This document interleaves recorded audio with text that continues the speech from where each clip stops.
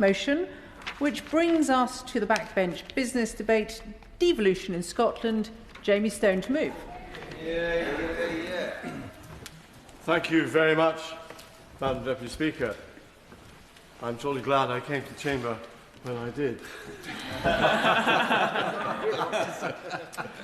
I beg to move that this House has considered devolution in Scotland.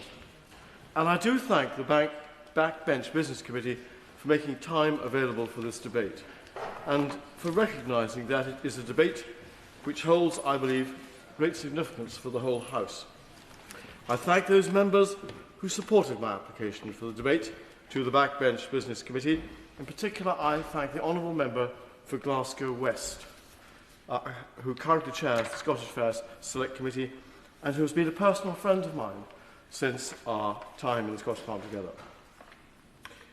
I begin, Madam Deputy Speaker, by making no secret of the fact that I lead this debate today as someone who believes in the strength of our family of nations, that we can make people's lives better through cooperation and partnership by pooling and sharing resources. I believe that my credentials as one of the first of my party's members of the Scottish Parliament and now as a Scottish member of the UK Parliament makes it clear that I am a devolutionist to my core, one who will always believe in the value of the Scottish Parliament and in its potential to work best for the people of Scotland when it is working constructively alongside Westminster. I will not have it said here today or anywhere or ever that I am against devolution. I am not. I truly believe in it, and I also know that the Scottish Parliament is comparatively young. Hence why I'm here today, initiating what I hope will be a civil and valuable discussion into the successes and failures of our system of what might term multi-level governance so far. I am proud to have been a founding member of the Scottish Constitutional Convention, responsible for the establishment of the Scottish Parliament in 1999. I'm proud to say, in my own way, that my name is on the historic claim of right for Scotland. I think I can say that. I don't think any other member of this place can say that. Of course, I was then elected to the Scottish Parliament in the first elections in 1999, and I witnessed the way that it developed over the next 12 years. Crucially, during those first years, I became a member of the Holyrood Progress Group, which oversaw the building of the Parliament. People like me and others saw the Scottish Parliament as, to quote the late and great John Smith, the settled will of the Scottish people. I say this to reassure the House that my thoughts come from a place, I believe, of true experience. Now, let's just remember that the scheme for the devolved Parliament, as enshrined in the Scotland Act, was about the concept of there being no need for a second chamber in Edinburgh, because the committees of the Scottish Parliament were intended to fill the role of holding the executive to account. This could have entailed, where necessary, amending or initiating legislation in a fashion similar to the House of Lords today. In particular, as an example, I would highlight the role of the Parliament's Education Committee in the First Parliament, of which I was a member, a role in tweaking and amending the then Scottish Government's First Education Act. Was this a reflection of the consensual attitude which many MSPs displayed during the first term of the Scottish Parliament? Very possibly. Perhaps the Honourable Member for Glasgow West could comment on that. While I'm at this stage, perhaps a few initial thoughts come to mind. While the committees did largely fulfil some of this function during the first 12 years of the Parliament, I'm bound to add that the advent of the SNP government in 2011, which controlled not only the Chamber but also all the committees, did change that dynamic. I would argue that the failure of some committees after a year to show any real teeth meant that some bad legislation came to be. I really only need to quote one example, and that is the ill-fated deposit return scheme. I think of that, I rest my case. I will give way, with pleasure. I'm grateful the honourable member is making a very good speech, and as a fellow member of the Scottish Parliament for 10 years, I concur completely with his comments regarding the committee structure in the Scottish Parliament. There's many faults about the other place here, but it's significantly better in terms of scrutinising government and holding government to account and improving legislation compared to the committees in the Scottish Parliament. So I'm just rising to agree with him. I thank the honourable member for his intervention. And yes, he, like me, was one of those members all those years ago. But why is it not working the way it's intended to? Just to take up the honourable member's point, I think part of the answer lies in the fact that the committee chairs in the Scottish Parliament are there by way of gift from the respective party leaders. This can lead to committee chairs, particularly those of a government party, feeling themselves to be somewhat beholden to their party's leadership. And therefore, I would suggest, sometimes rather less than willing to say boo to the goose when it comes to challenging or amending legislation.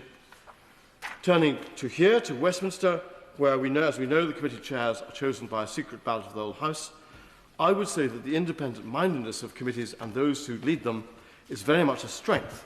And we do have here in Westminster a certain safeguard in this respect against the risk of passing completely unworkable legislation. Now, my purpose of this assessment is not in any way to enlarge on the proposal for a second chamber in Scotland. The Scotland Act was very clear that the Scottish Parliament would be unicameral. Similarly, however, we can also see there are grounds for Westminster to learn evidence from Edinburgh. I've had the honour, as I've said already, of being a member of both the Scottish Parliament and the UK Parliament. And when people ask me, which they often do, how they compare, I often say that the access to the ministers that MSPs enjoy is something we MPs are deeply envious of. The direct and frequent communication between the Scottish Government and their opposition strikes me as a very positive facet to the way Scottish democracy is done. Furthermore, I would suggest this. The fact that there are only 129 members of the Scottish Parliament means that the members all know each other, or an awful lot better than would be normal. That includes the recognition right across 129 of the strengths and weaknesses of the individuals involved. How do I put this, Madam Deputy Speaker? Out of the great number of members we have here, that is not something we can necessarily perceive in other members. In fact, I'm afraid we can all think, no names, no factual, of members who do somehow slip under the radar. Let's just put it that way. I do not intend to be one of them. Now, the Scottish Parliament has become much more powerful than it was when I was there. Just look at the tax powers and the social security powers. But I'm bound to say this. As an MP from the far north of Scotland, I'm constantly reminded just how centralised Scotland has become. That decisions too often are not being taken close to the communities they affect. There has been devolution from Westminster to Holyrood, but practically nothing from Holyrood down to councils or communities. In fact, when you consider the police and the fire brigade, power has been simply grabbed by Edinburgh.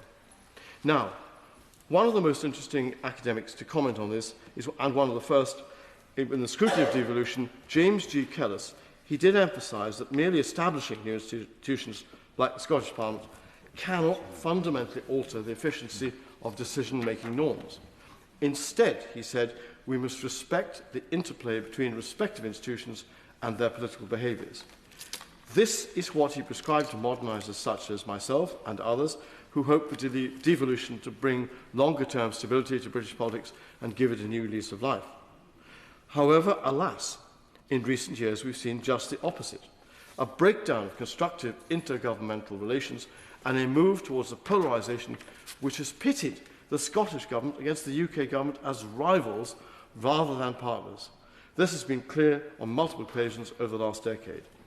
Scotland does need governments in Edinburgh and London that are capable of working together, and for them to be capable of ironing out differences of opinion where they exist maturely within proper frameworks and without always resorting to legal action and court battles.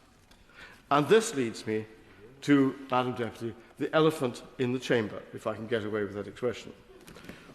Most significantly, and perhaps least surprisingly, the chasm in our system of governments was most strongly pronounced during the Scottish independence referendum in 2014, with subsequent repeated calls for a second referendum colouring the relationship between our two parliaments ever since. Now, I am a proud Scot, always have been and always will be. So for me, alas, these have been dark times, with, in my own opinion, too much grievance, too much aggression and too much resentment. But on top of this, I would humbly suggest that the people of Scotland are tired and frustrated, and they have a case. They see their household bills soaring, long waits to see their GP, the ferry fiasco and a Scottish education that we all know simply isn't what it used to be. Scotland does deserve better, and the Scottish Parliament needs to show people that it can respond to the challenge at hand and that it can change people's lives for the better. I think back to what my party in coalition delivered in the first terms. To give examples, free personal care, eye tests, dental checks, bus passes and the smoking ban, fair votes for local government, and it was indeed the signature of my then party leader Jim Wallace that broke the ground on freedom of information. We collectively cared about getting the basics right and were determined to show that devolution could deliver the change that people wanted to see. And I wouldn't just suggest that was the attitude of the governing parties in coalition. There was cooperation with the Scottish National Party and for the Conservatives from time to time in that regard. I touched earlier upon the works of James G. Kellis, and I want to just return to his predictions from 2001.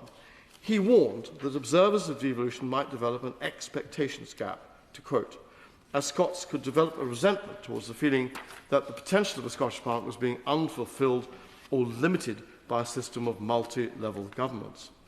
I believe there could be truth in this, but that we still have a chance to rectify.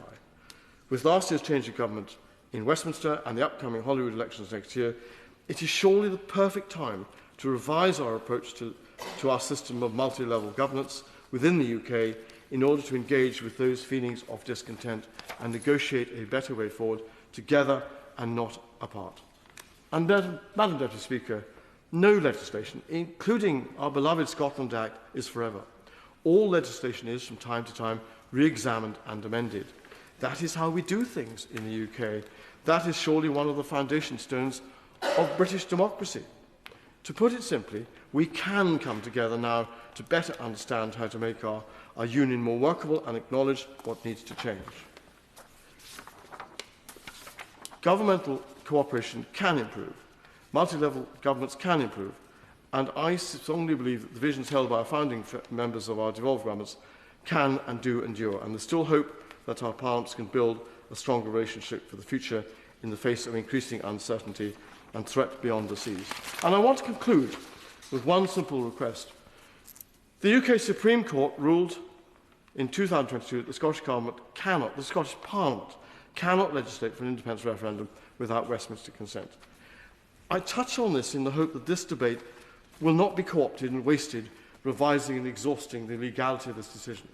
Instead, I invite all members from every corner of the House to engage in a constructive debate about the ways in which we can improve the way we do. This, I believe, is essential, and particularly now, in the face of increasing uncertainty and, let's be honest, threats from across the seas to the way we do things in our precious democracy. Thank you very much, Madam Deputy Speaker. Beautifully timed, Mr Stone. The question is, as on the order paper, Patricia Ferguson. Thank you, Madam Deputy Speaker. I nearly lapsed again into old habits and called you Deputy Presiding Officer, but that's a title for another place some 500 miles up the road. I would like to thank my honourable friend, the member for Caithness Sutherland and Easter Ross, for procuring this debate, and I'd also like to thank him for arriving when he did. Some of us were becoming rather anxious, and I don't think I've ever been more pleased to see him enter any room. So thank him for that too. On a more serious note, 25 years ago this month, Donald Dewar, MP, MSP, and the First Minister of Scotland died prematurely. Donald had worked hard to promote the idea of a Scottish Parliament, both within our party and beyond. It was a huge loss when he passed away only 17 months into the life of that new Parliament. But his legacy, the Parliament he played such an important part in establishing, lives on. Devolution was a policy area that, despite the disappointment of the 1979 referendum, remained firmly on the agenda of the Labour Party through the long years of Conservative rule. The idea was kept alive by Donald, his great friend John Smith, and by Labour Party and trade union members across the country, and of course by colleagues in the Liberal Democrats and some other parties too. The Claim of Right for Scotland in 1988 and the Scottish Constitutional Convention were significant markers on the long road to the successful 1997 referendum. I'm pleased to recount and remember that when Labour was returned to power in 1997, one of its first acts was to pass the Scotland Act that paved the way for the Scottish Parliament just 2 years later. And I say that because I think it's actually quite remarkable that a party was returned to power in May 1997, held a referendum about the Scottish Parliament and whether or not we should have devolution just 2-3 months later, and then within 2 years delivered that Parliament.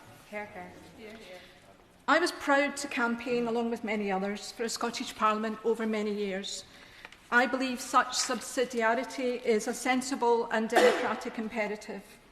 And with my colleague, one of the first MSPs elected in 1999, I was privileged to see firsthand the challenges and successes of the Labour Liberal executive, which steered our country through the first years of devolution. We didn't call ourselves a government then. Executive was good enough for us. It's my conviction that cooperation between the coalition partners, and sometimes across all parties, was key, as my colleague said, to the progress of devolution, as was joint working by the Scottish and UK governments. Many positive initiatives were implemented during that early period, and the member for Caithness, Sutherland and Easter Ross has recounted some of those, and my apologies to the House if I repeat one or two, but I'd like to list some of the ones that come most easily to mind for me. Those included free personal care for the elderly, free university tuition, the banning of smoking in enclosed public places, which has led to verifiable health benefits, and where Scotland led the way for the rest of the UK, and the anniversary of which we celebrate this year, its 20th anniversary. The repeal of the discriminatory Clause 2A, bringing the Golden Jubilee Hospital into the NHS, the Fresh Talent Initiative, the creation of an International Development Fund, the creation of the National Theatre of Scotland, and submitting what was the successful bid for the 2014 Commonwealth Games, to name but a very few. The Scottish Parliament's approach was a modern one, with family-friendly hours and a willingness to use technology to the advantage of members and the public alike. Our electronic voting system and the public petitions process were seen, and I think rightly, as efficient, businesslike and inclusive. And I sincerely hope that the Modernisation Committee will consider these examples during its investigation, especially, please, electronic voting. Happy to. The honourable member for giving way. Electronic voting, I mean, I do sometimes find myself watching Holyrood TV, and most of what happens after the electronic voting is endless people checking if they have voted or wanting to check or clarifying if the machine has worked. And given there's 120 odd in Holyrood and 650 odd here, I'm not entirely sure that's the best plan for Westminster voting. Well, I would have to say, Madam Deputy Speaker, to the honourable member that my recollection of the system is that it actually worked very well indeed. I don't know whether standards have slipped since the days. Yes, may well be. That may well be the case. When my honourable friends here and I were members of the Scottish Parliament. But that was it did happen, I would admit that, but it happened very, very rarely. And as someone who sat in the chair announcing those decisions over a particular period of time, I genuinely do not remember that happening very often at all. Happy to give leave. I'm grateful. I think the recollection that the Honourable Lady and myself will have of our time in the Scottish Parliament was voting physically, albeit electronically, together in the Scottish Parliament chamber. The difference now, of course, is some members of the Scottish Parliament are voting physically. Others are sitting at their kitchen table at home, pressing the button, and that is the issues that my honourable friend raised. That is where the connectivity issue rises, and that's why it's important we maintain physical voting here. With the button.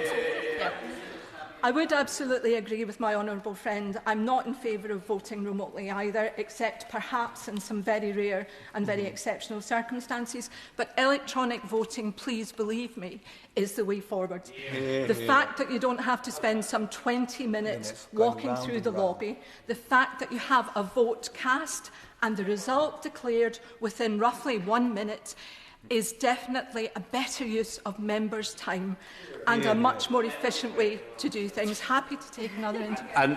And can I thank the Chair of the Scottish Affairs Select Committee for giving way. I think she makes a good point. Now, she may be up against it if she's trying to talk to this side of the House about modernisation in any fashion, but I think there was a real point around the pandemic when people were forced to go through the chambers when they were unwell. That affected members across the House. And actually, and I'll talk about this, I think there's always places where legislators can learn from each other. Thank you, Madam Deputy Speaker. And it's undoubtedly true. We have to learn from one another. We have to learn from international examples too. But if I can give one example that I would like colleagues to learn from, it is that electronic voting has a place, and a place that I think this House could very much benefit from. Can I just say before I give way, I really didn't imagine that that one line would close. But happy to give way. Well, I can't really comment on electronic voting, but I was going to make a comment in the other direction, in terms of learning in both directions. Donald Dewar, in his heroic struggle to bring about devolution, I believe, wanted a stronger Scottish Parliament in terms of privilege, in terms of right of summoning of ministers. Powers, yeah, in terms of order and the balance of power between the Parliament and the government to be much stronger too. Does she think that will be a good thing for her? Thank you, Madam Deputy Speaker. I think that we have to realise that the Parliament in Scotland is very much smaller than this Parliament, and that does make a big difference to a lot of the ways in which it operates. It is very much easier, as the member for Caithness, Sutherland and Easter Ross mentioned, to speak to a minister than it is here. It was a regular occurrence.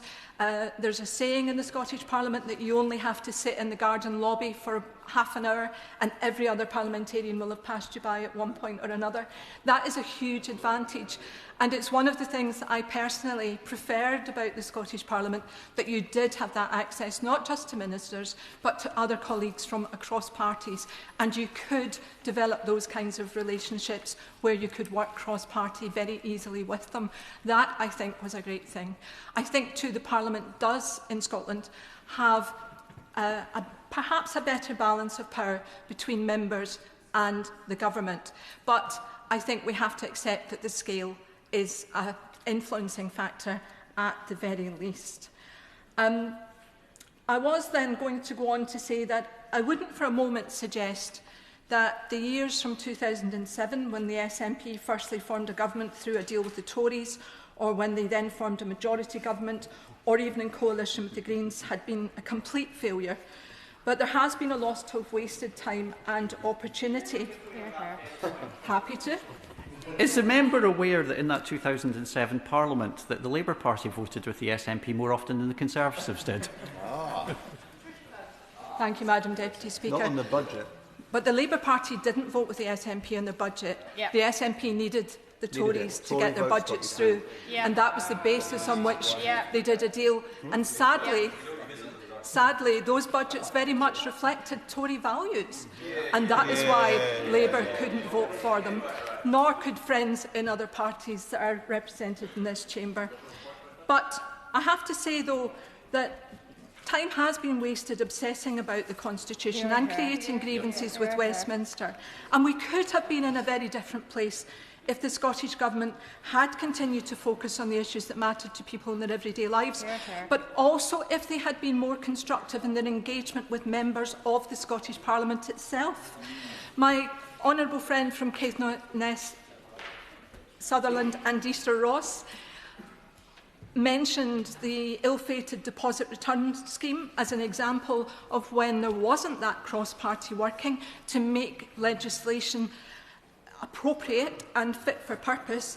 And I would also cite the Offensive Behaviour at Football Act, which was passed in 2012, only to be repealed in 2018. Now, I would not for a minute suggest that Scotland doesn't sometimes have a problem at football matches and in some of the sectarian and offensive behaviour that goes on around it. But that was a badly thought out act, and people tried to say that at the time. but that was not listened to. And I think it's always important that we listen to one another and we hear what others have to say. So, sadly, it has to be said, recent Scottish governments have been found wanting when it comes to the measurements of success they have set for themselves, whether, for example, on NHS waiting time guarantees, climate targets or educational attainments. And the premise of the Parliament, allowing for the delivery of Scottish solutions to Scottish problems, has fallen some way short. And I would also have to say, for a Parliament that is devolved, it has had the most centralising agenda in recent years, and that has not been to Scotland's advantage. Scotland is a place made up of peoples and cities and towns and villages, and what works in my constituency in Glasgow West will not work in Caithness, Sutherland and Easter Ross necessarily, and it's important those differences are reflected and that the agencies and public organisations that support and serve our populations reflect that local bias, that local need, that local interest. And sadly, that is in some places no longer the case. So as the Scottish Parliament progresses into its second quarter century, it's an opportunity to look back, to mark both the successes and the shortcomings. And I hope to recall the words of Donald Dewar at the Parliament's opening on the 1st of July 1999, because they're as relevant today as they were then, when Donald said, "Never lose sight of what brought us here, the striving to do right by the people of Scotland, to respect their priorities, to better their lot and to contribute to the common weal." And in recalling those words, we should look forward to the future, to how the Scottish Parliament can do right by the people of Scotland, and to how we as members of this Parliament can play a constructive part in making that so. Thank you. Now, I currently have no plans to put a time limit on contributions, but members might like to reflect on how many are here and adjust their remarks accordingly. John Cooper. Madam Deputy Speaker, thank you. Devolution isn't working. Instead of two governments in harness, Scotland has one here with its back turned to the one in Holyrood, which daily plots to break up Britain. Labour took power convinced they were the grown-ups who would reset relations with the SNP at Holyrood. Harsh reality is that the SNP have no interest in joint working, for if devolution is a success, then they lose the argument that independence is a necessity. And they are aided in this mission by Labour's devolve and forget. This government trolleys billions north to Edinburgh via the block grant, but what happens after it disappears into the SNP black hole? You can see what goes in, but not what comes out. Well, no one on these government benches seems to care over much. The sleek at SNP are running rings around them. The Chancellor appeared in a smart video saying she was delivering investment in Scotland. The backdrop was Lossiemouth, key RAF base for protecting the High North. Yet the SNP actively undermines British defence. There's been ludicrous talk of deploying Scottish forces to peacekeep in Ukraine. There are many Scots men and women in Britain's forces, but there are, Madam Deputy Speaker, no Scottish forces. Ironically, the SNP deny defence firms vital investment because of childish opposition to ordnance, the shells, bombs, bullets and missiles that keep us all safe in a dangerous world. That's pulling apart, not pulling together. Under the previous administration, the Scotland Office was the guardian of devolution. The then Scottish Secretary of State, Alistair Jack, adroitly deployed Section 35 of the Scotland Act to prevent the unlamented Nicola Sturgeon's gender recognition reform trampling the rights of women and girls across the entire UK. That was not some assault on Holyrood's powers, but a judicious application of the law as it stood to prevent devolution being abused. To prevent Scotland bit by bit becoming a different country, and to stop devolution being used as a battering ram to smash the Union. Would that happen now? Today's Scotland Office is, we are told, Scotland's window on the world. Rather than nurturing the Scotland Act, it looks increasingly like Dover House has been annexed by the Department of Business and Trade as a pop-up shop for salmon and whisky. Perhaps a bit less looking out the window and a bit more attention to what's going on at John Swinney's Butte House is in order, for they seem to have more foreign breaks than Galloway Travel Service in Stranraer in my constituency of Dumfries and Galloway. Malawi, Zambia, Canada, Washington DC, Despite having no role in international affairs, Scottish ministers have racked up more air miles than Biggles at taxpayers' expense. And what are they discussing? Since trade policy is reserved. Take, for example, China. Scottish Business Minister Richard Lochhead sloped off on a low-key visit to Beijing, and I asked what occurred. But the Foreign Office didn't have eyes on in another display of devolve and forget. Absolutely shocking. Madam Deputy Speaker, there are many siren voices calling for Holyrood's abolition, as Supreme Court judgments on gender are ignored, its committee system, as we have heard, is neutered so that genuine scrutiny is near impossible, and the First Minister spends more time pronouncing on Gaza and boycotting Israel. Foreign Affairs are out with his bailiwick, while Scots' tax rises with no improvement in public services. Happy to give way. I thank the honourable gentleman for giving way, but he tries to draw attention to many issues which he says is the fault of the Scottish Government in terms of creating difference between Scotland and England. But what would he say about the Brexit vote in 2016 in terms of creating that difference? Well, I thank the honourable gentleman for his intervention, and I just gently point out that more Scots voted for Brexit than for anything else, I think, in the history of Scotland. To John Swinney, not so much yesterday's man as the day... Sorry, I won't. I'll make some progress, thank you. John Swinney, not so much yesterday's man as the day before yesterday's man, is a pound shop Parnell trying to suborn British institutions to undermine Britain. Devolution is not working, but it's not broken beyond repair. My noble friend Lord Offer of Garville, who sits in the other place, has challenged Holyrood to do better in a series of essays entitled Wealthy Nation, Healthy Nation. It's predicated on Holyrood parking its constitutional obsession in order to deliver what it was intended to do, better the lives of those living in Scotland.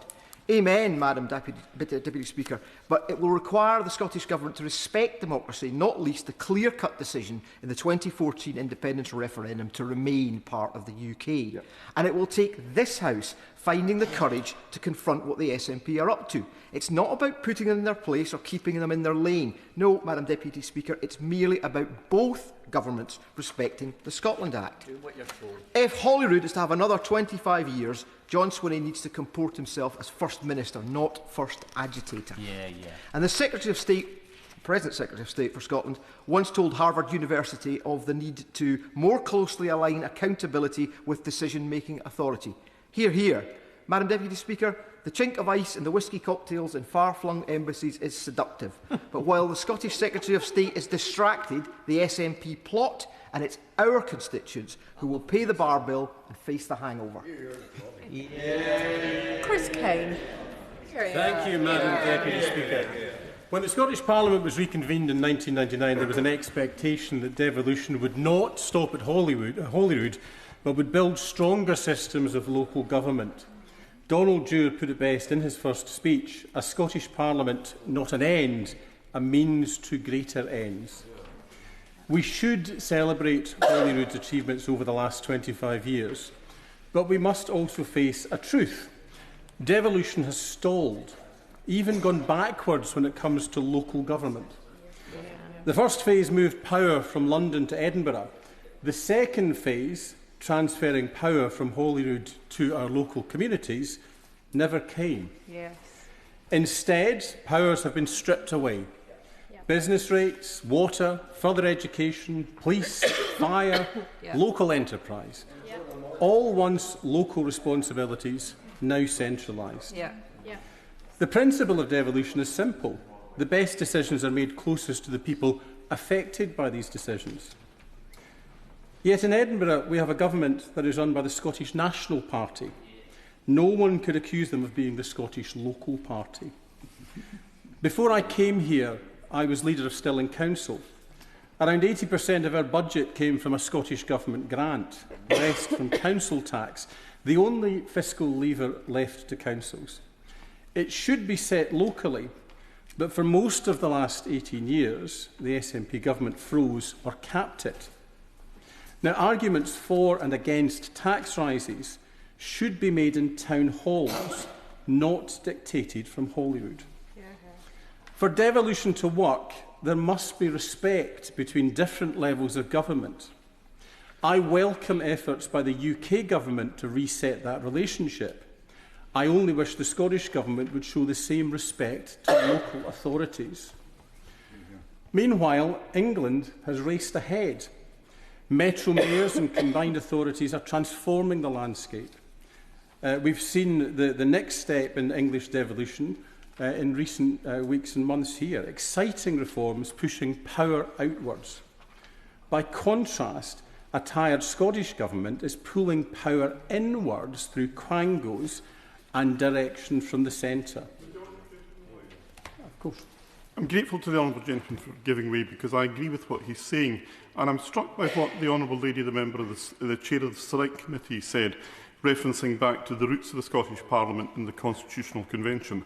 Those of us who were part of that movement then did it because we believed that there was a better way for Scotland to be governed. It has moved from that to seeing the Parliament as in exercise merely in asserting national identity. Does he agree with me that if we get back to the Scottish Parliament being about the better delivery of Scottish services for Scottish people, that the difficulties that he's identifying would very quickly be solved? Hear, hear. I thank the Honourable Gentleman for that intervention. I completely agree with him. I go back to what I said, and I'll quote Donald Dewar: a Scottish Parliament, not an end, a means to a greater ends. And if we all remembered to think about the evolution of devolution and strive to make it as good as it can be, I think we would all be doing a service to the people of Scotland.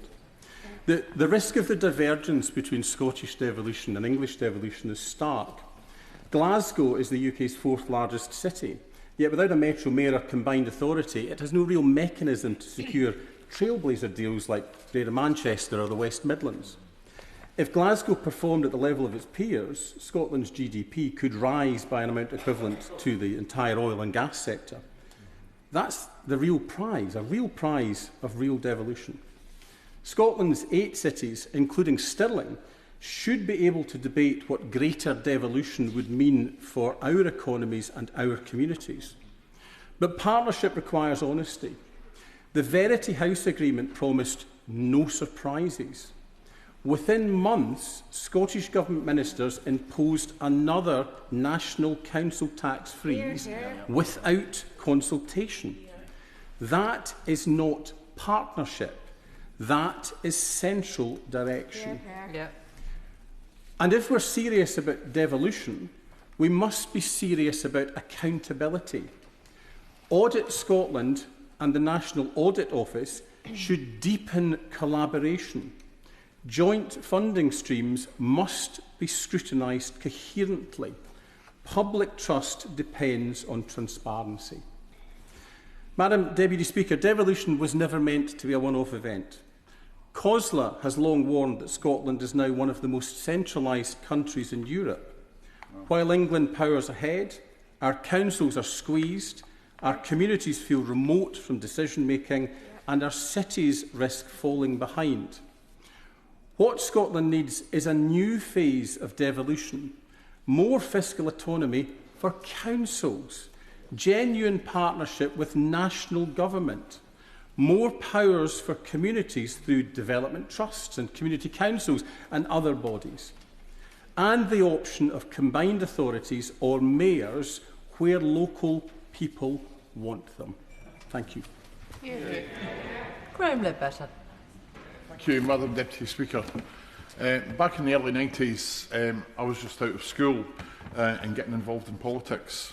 It was an exciting time. There was a constitutional convention, excitement at a new parliament and decision-making coming closer to home. People in Scotland had the right to decide on whether to have devolution with the Scottish Parliament or retain power with Westminster, and they chose well.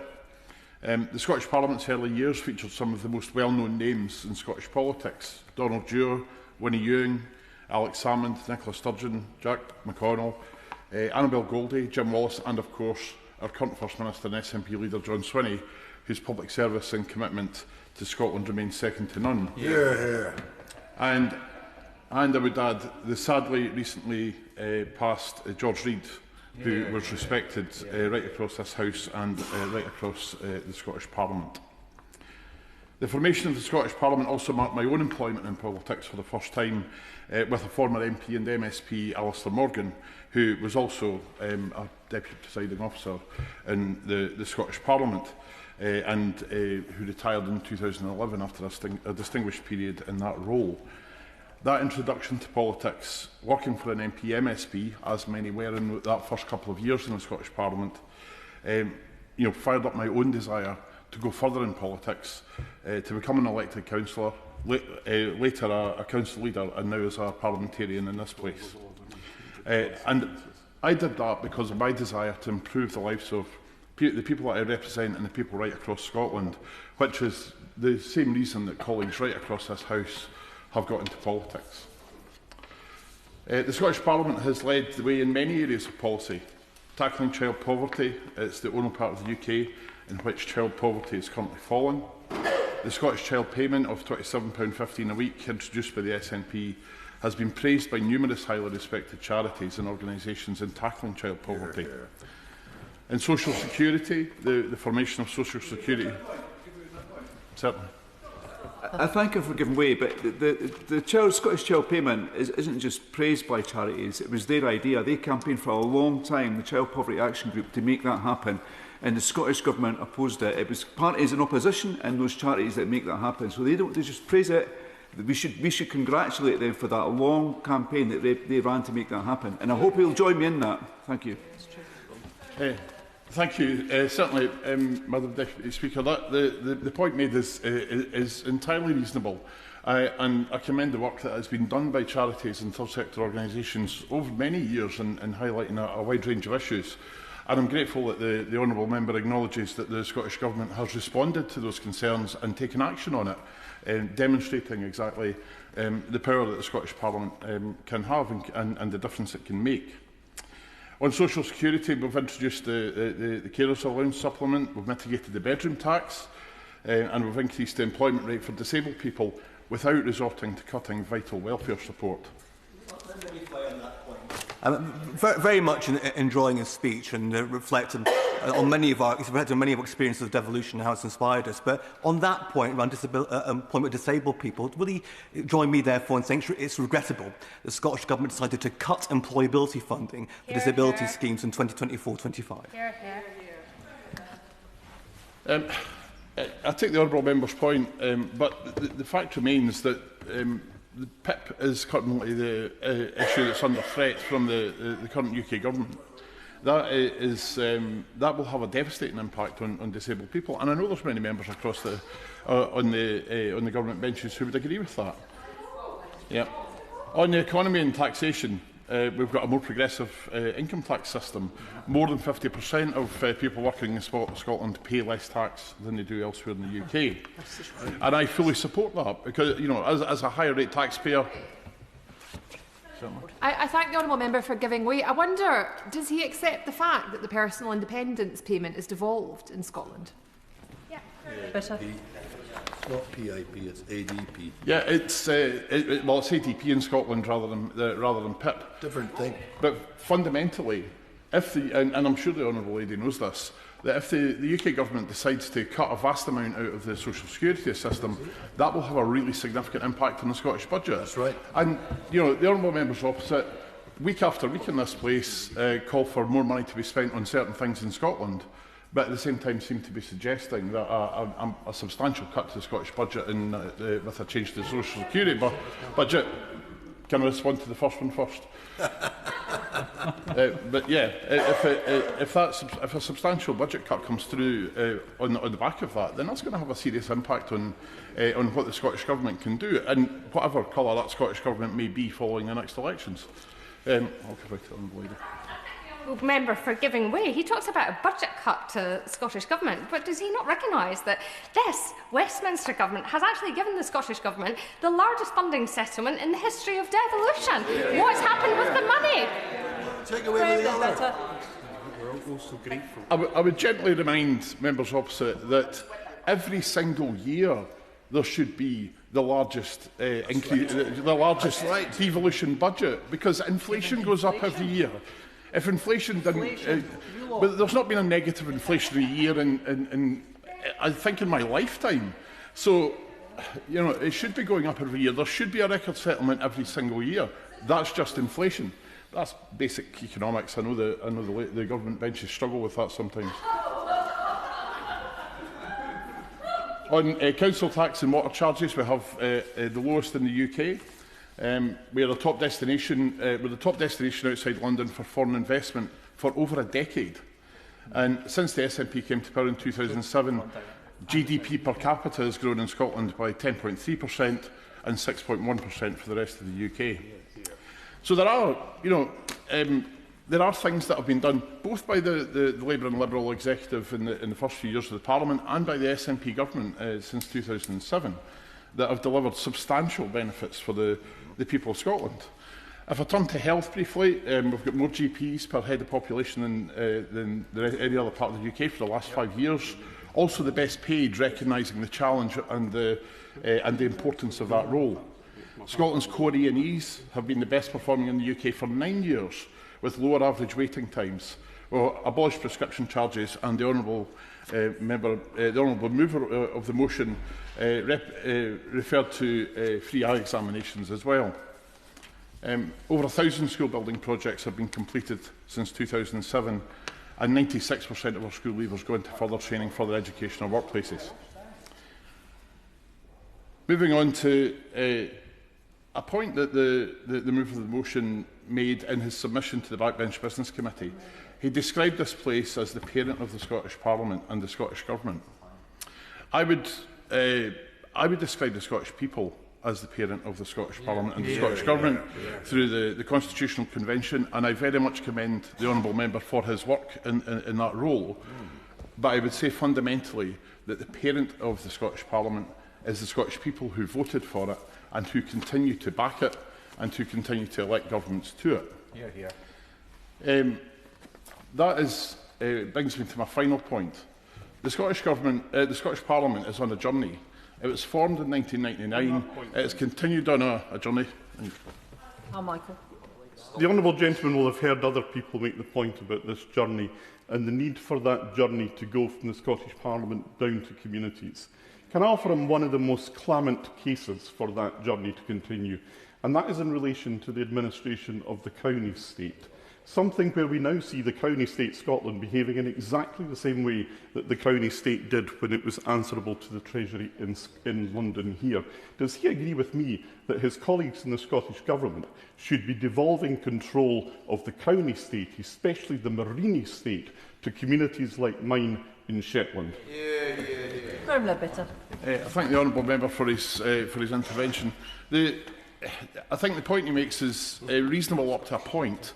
I think we need to be very careful when we're talking about energy being a matter of national security. No, this is seabed. But seabed is very important for our energy infrastructure. So we need to be really careful about how we deal with that and how we handle that. I wouldn't be averse to having a fuller debate and fuller discussion about devolution of county state assets to local communities, but I do think we need to be really careful around the energy links to that and how that could play out to ensure that we maintain that national security of our energy and grid infrastructure. So what's he saying to us here? Is he saying that Shetland couldn't control our own seabed? Does he maybe think we're too wee and too poor? I think the honourable gentleman is maybe twisting a bit what we're saying. I think maybe a little bit. It's him. It's too stupid. Yep. I think it's possible to have we're too stupid, Pete? I think you think. I think we're in the realms of getting into a debate about an entirely different subject. But I agree with him to an extent. I've always been argued very strongly for more devolution to local government, having been a council leader, and I made that point very strongly when I attended COSA Leaders, and I will continue to do so. I am sure there are many other internal debates within other parties as well about where power should rest on particular issues, and I'll continue to make those arguments with colleagues. But just to conclude. I started off by saying that the people of Scotland had made the decision, and what I believe to be the right decision to form the Scottish Parliament. We're on a journey, and I believe, and my colleagues in the SNP believe, that journey will reach independence, and then that'll be a new journey about where that goes from there.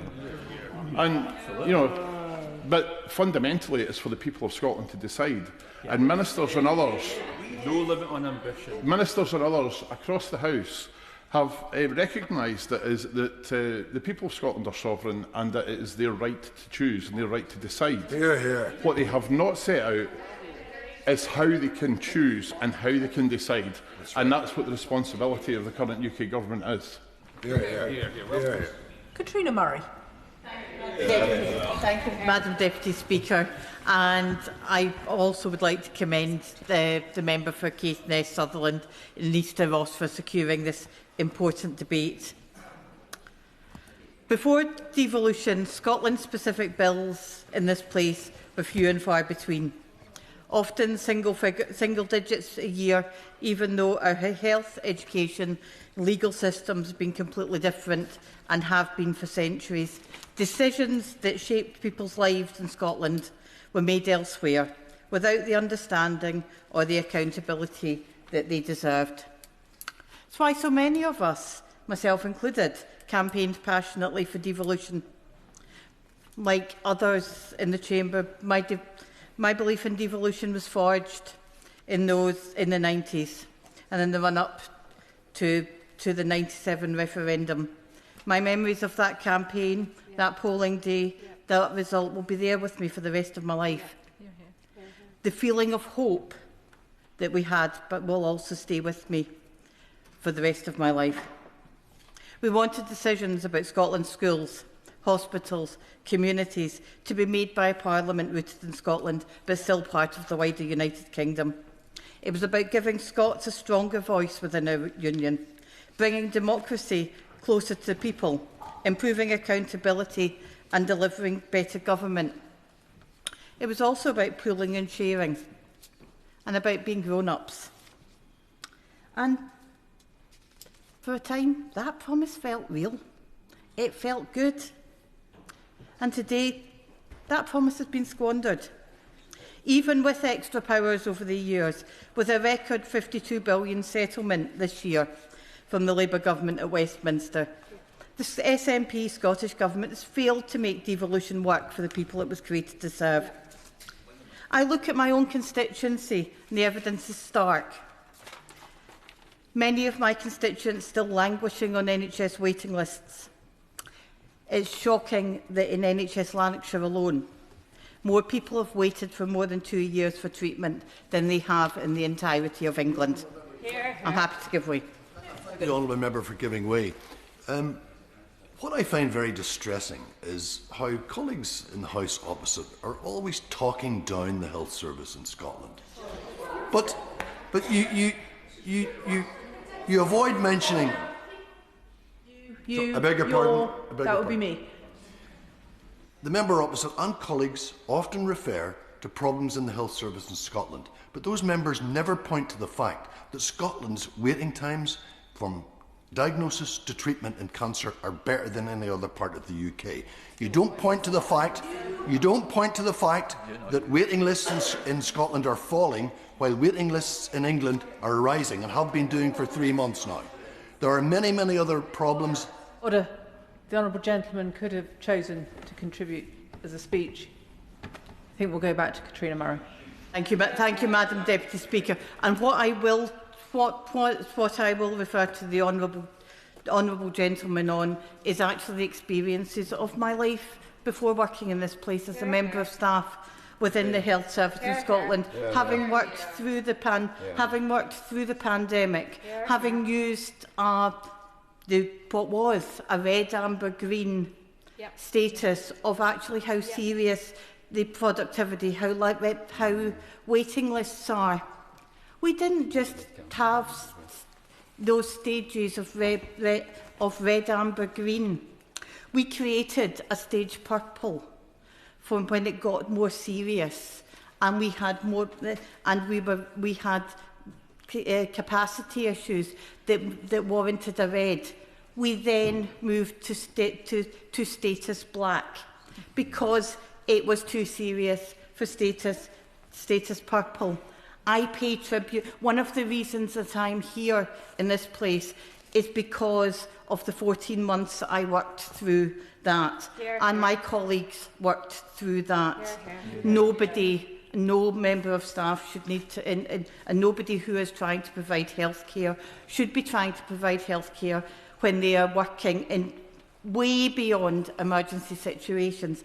And what this came to light very much in a women's Lowland League football match in my constituency a number of weeks ago, where a poor player from Linlithgow Road's football team, injured during a match with Cumbernauld United ladies, lay with a broken leg for 5 hours on a Sunday while she was waiting to get an ambulance dispatched. Disgraceful. I see. Thank you. Ward. I thank my honourable friend for giving way. Just in reference to the intervention that we've just heard, I wonder what my honourable friend, who knows so much about the NHS in Scotland, makes of the fact that the Scottish Government's own target for treatment of cancer is that 95% of patients are treated within 62 days of an urgent referral for cancer treatment. It hasn't been met since 2012. Yeah. I thank the honourable member for Cowdenbeath and Kirkcaldy for her intervention on this. Certainly, the experience on this matter was very good at the Scottish Government was very good at setting targets. It was never very good at making sure that those targets were met. And I see the toll of this every day, every week. People living in pain, losing mobility, struggling with their mental health. If you look at the improving picture south of the border and ask how much longer do we have to wait? Although what you're hearing is actually this crisis is business as usual. NHS staff are being failed by the very system devolution was meant to strengthen. And I was about to say, from that, absolutely from the sedentary position, I heard that heckle. What I would say is, at a point where NHS staff pay higher rates of income tax and also pay higher rates of pension contribution, and are significantly higher rates of pension contribution, the take-home pay of an NHS member of staff in Scotland and in take-home pay of an NHS member of staff, a Band 6 nurse in Scotland and a Band 6 nurse in England is not necessarily different. But the problems don't necessarily end with health. Across Scotland, the Fire and Rescue Service is currently consulting on cuts that the firefighters, their unions and the public fear will cost lives. The service faces a capital backlog of £800 million. That's not just a government asleep at the wheel, but it's one that's failing to protect one of our most vital public services. My constituents know that too well, the threat that fire poses. A serious fire at Blair Lynn Industrial Estate, injuring 6 people, and the destruction by fire of the iconic St Mungo's Church, a listed building and landmark seen from across the constituency, is now gone. This is a failing of scrutiny and a failure of priorities. The SNP government is distracted, more interested in constitutional division than in fixing the problems our communities face. This Labour government has delivered record investment for Scotland's public services. But ask anyone on the ground. No one can see what the SNP have done with the money.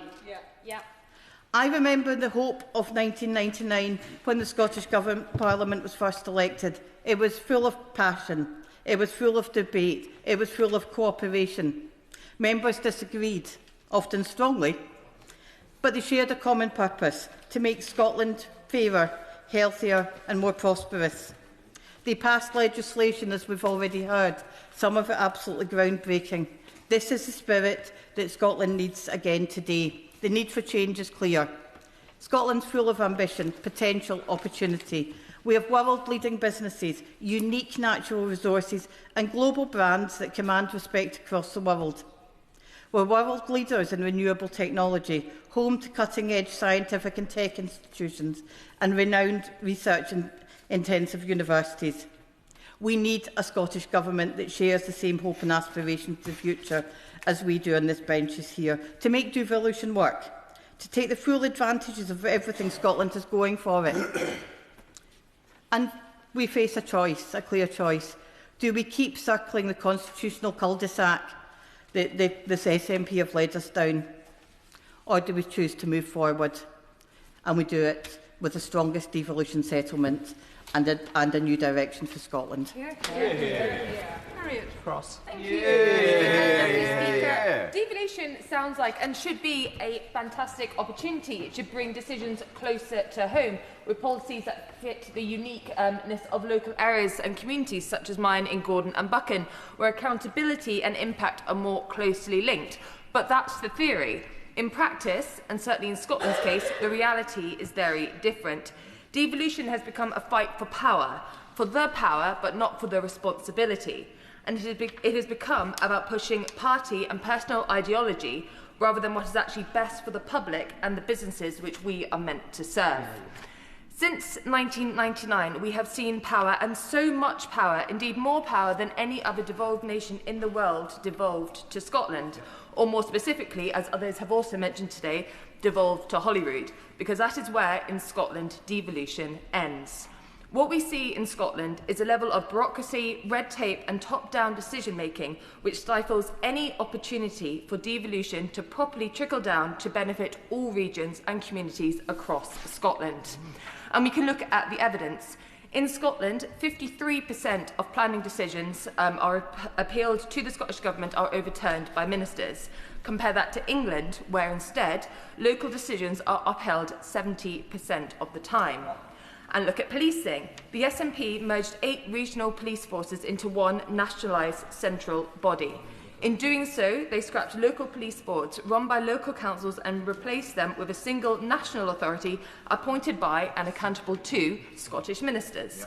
And the result of this is, since its creation, over 140 stations have closed, creating what the Federation has itself called policing deserts, and an almost invisible policing presence across great parts of the country. And there are, of course, endless examples from business of where devolution is putting our businesses at a disadvantage compared to others across the UK. And this includes with business rates. Business rates are devolved, meaning that when the last Conservative government introduced a 75% rate relief for hospitality south of the border, this was not replicated in Scotland. Businesses in Scotland had to wait years for a similar relief, which, when it was finally introduced, was less generous than what we saw elsewhere. And in education, we have seen years of decline in Scottish standards. In 2006, Scotland proudly had students who were the best in the UK at maths. But now, after years of the SNP's curriculum for apparent excellence, our PISA score has plummeted by 35 points, and we are now trailing well behind England. That is a generation of young Scots being failed by the SNP. Why in Scotland, after almost 20 years in office, has the SNP seemingly been so content to let education standards slip and slip, while over the past decade, while Conservatives were in government at Westminster, we saw standards and international rankings rise south of the border? Why, other than the need to just do things differently, would we not look at the rising standards elsewhere in the UK and think, just for 1 minute, but maybe for the sake of the next generation of Scots, we could learn from what's happening elsewhere in the UK? And there is also a huge amount of incoherence between different policies we see in devolved areas. Pensioners in Scotland with an income of £35,000 are considered to have a low enough income to be eligible for the winter fuel payment, which of course is welcome, after Labour decided to balance their books on the back of our poorest pensioners. But how does this square with the SNP government considering workers on a salary as modest as £30,000 wealthy enough to be taxed more than those in the rest of the UK? Was devolution really set up as a vehicle to see teachers and doctors and police officers based and working in Scotland taxed more and taking home less pay than those doing the same job in the rest of the UK? But for devolution to be considered a success, we should be able to see it and feel it. But even objectively, these benefits are very hard to find. And I know there has always been those saying and pointing out that we get things for free. like free prescriptions or certain bus travel or university education, but these aren't free. They are taxpayer funded, funded at the expense of something else, and funded at the cost of higher taxes for people and businesses across Scotland. The Scottish Government is receiving from the UK Government over £2,500 more per person to spend compared to those in England. So why then are our outcomes not streaks ahead of those south of the border? Why is our education system failing children? Why are universities at the point of almost collapse? Why is life expectancy lower in Scotland? Are drug deaths the highest in Europe? Why are NHS capital projects being paused, including the Ellen Health Centre in my constituency? There is chronic underfunding and underinvestment in our roads, including the A96 and the A90 in Gordon and Buchan. Scotland's employment rates are lower than the rest of the UK, and why are local authorities on their knees due to a lack of funding? If devolution had been made to work for Scotland, all these should surely at least be equal to the rest of the UK. If successive Scottish governments had focused on their actual job, on actual devolved competencies, maybe, just maybe, Scotland could be a nation outperforming the rest of the UK. But no. And why? Because since devolution, successive Scottish governments have not wanted to take responsibility as well as the power. They've preferred to point fingers to cover their own incompetence rather than to hold themselves accountable. If these things had happened over the last 25 years, or even began to happen, then maybe devolution could have been seen as a success for Scotland. And until then, I really struggle to accept that it has been. Kenneth Stevenson. Thank you, Madam Deputy Speaker. And can I thank my honourable friend for securing this debate. As a Labour politician, I am immensely proud of my party's commitment to devolution. Our delivery of the Scottish Parliament, and will always be grateful to those who have gone before us, like my constituency predecessor, excuse me, John Smith, who fought tirelessly to bring the decision-making process closer to home. In the formative years of the Scottish Parliament, it was the Labour-Liberal coalition that delivered the smoking ban.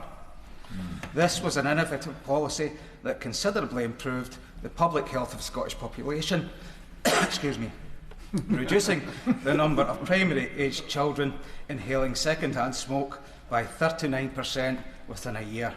And it was the same coalition that oversaw an education system that was recognised as one of Europe's best. Indeed, Madam Deputy Speaker, it was in those formative years that £3 million of initial funding was set aside for international development, particularly in Malawi, which developed an already strong relationship between the people of Scotland and Malawi and committed the Labour-Liberal coalition to tackling global health and wealth inequality, reducing infant mortality rates in Malawi and improving educational standards.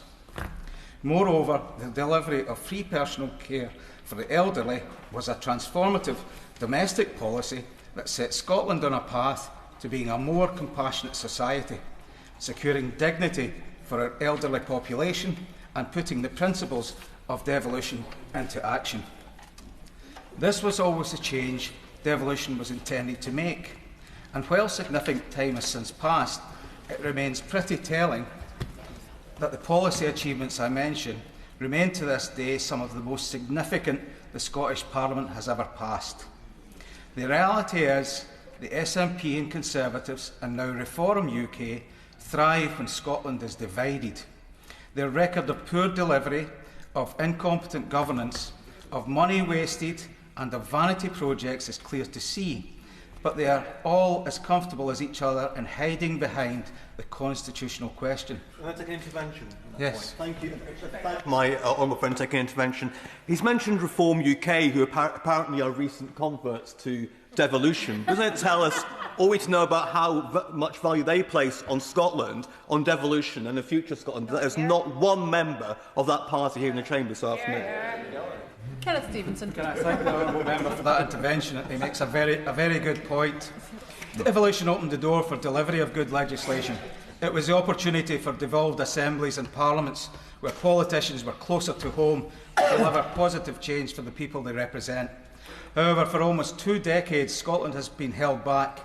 Eye-watering amounts of public money have been wasted, and our once great education system has seen standards plummet, and the poverty-related attainment gap remains stubbornly wide, with the gap for pupils achieving an A to C grade at higher level sitting at 17.1 percentage points this year. Like my colleagues on these benches, I want devolution to succeed. I want the Scottish Parliament to deliver for Scottish people. I want the people of Scotland to look at their Parliament and recognise it as a place where good things get done in the interests of working people. But under nationalist leadership, it has increasingly become a talking shop where blame gets passed and responsibility and accountability avoided. It saddens me to say that through no fault of our public sector workforce, but as a consequence of SNP incompetence, if you live in Scotland, you have a 1 in 6 chance of being on an NHS waiting list. GP appointments in towns such as Shotts in my constituency are hard to come by. You'll pay exorbitant rail fares, and if you're an educator like I was, you're working with diminishing resources, and your pupils from poorer backgrounds still face greater barriers to educational and vocational success. Indeed, with the opportunities now afforded to young people as a result of this government embracing the potential of AI, the SNP's political choice to neglect our FE and vocational sector becomes increasingly inexcusable. That is not the Scotland we envisaged when we held the devolution referendum and the first set of Scottish parliamentary elections. That is a Scotland that has been stopped in its tracks due to a lack of ambition shown by its SNP government and an unwillingness to do anything about growing the economy, increasing investment and showcasing Scotland as a proud part of the United Kingdom. I will. I thank my honourable friend for giving way, and he rightfully mentions FE and the crucial role that further education plays both in our communities and in our economy. Does he recognise the reality that in my area, in Fife College is receiving real terms cuts from the SNP Scottish Government at the expense of colleges, in favour of colleges in Edinburgh and Glasgow and Aberdeen, which are receiving increases? So those areas are having their funding increased, whereas Fife is having its funding cut.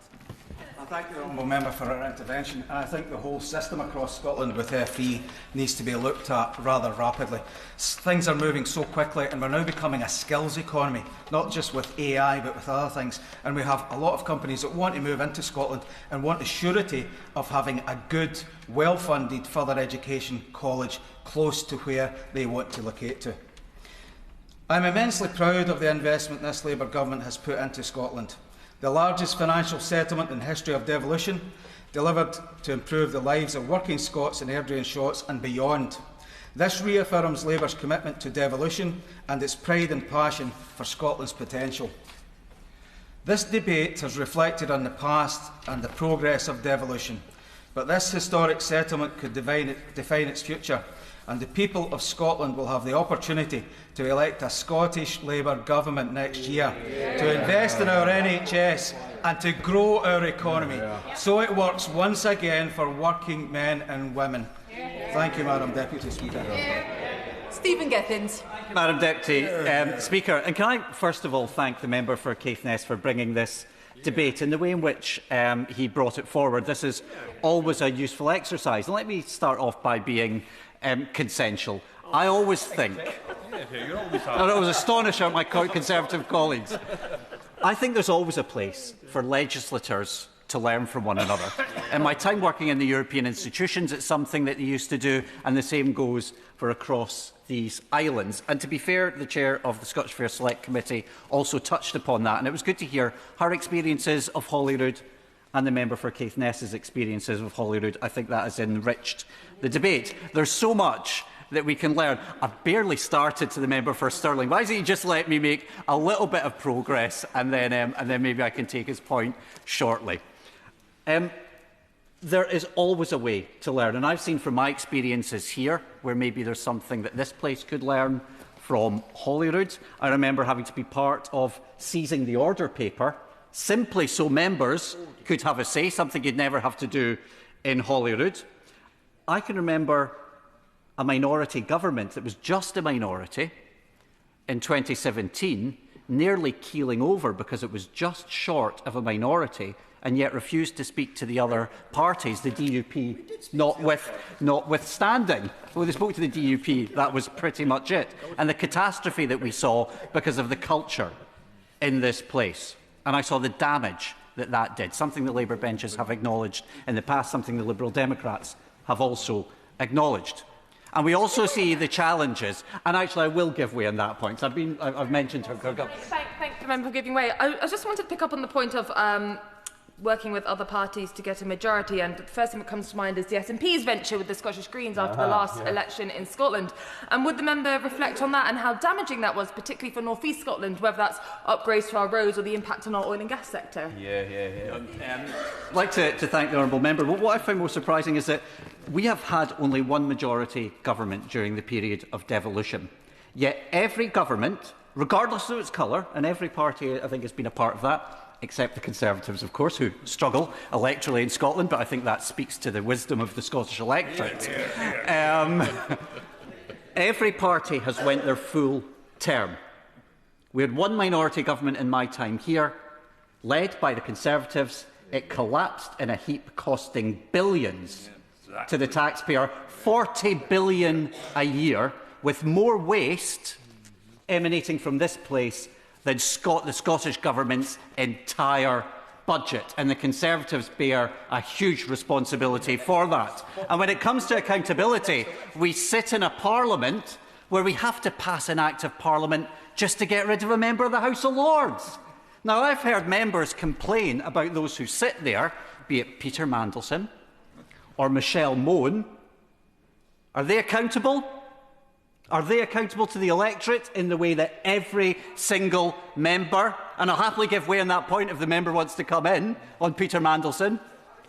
No? OK.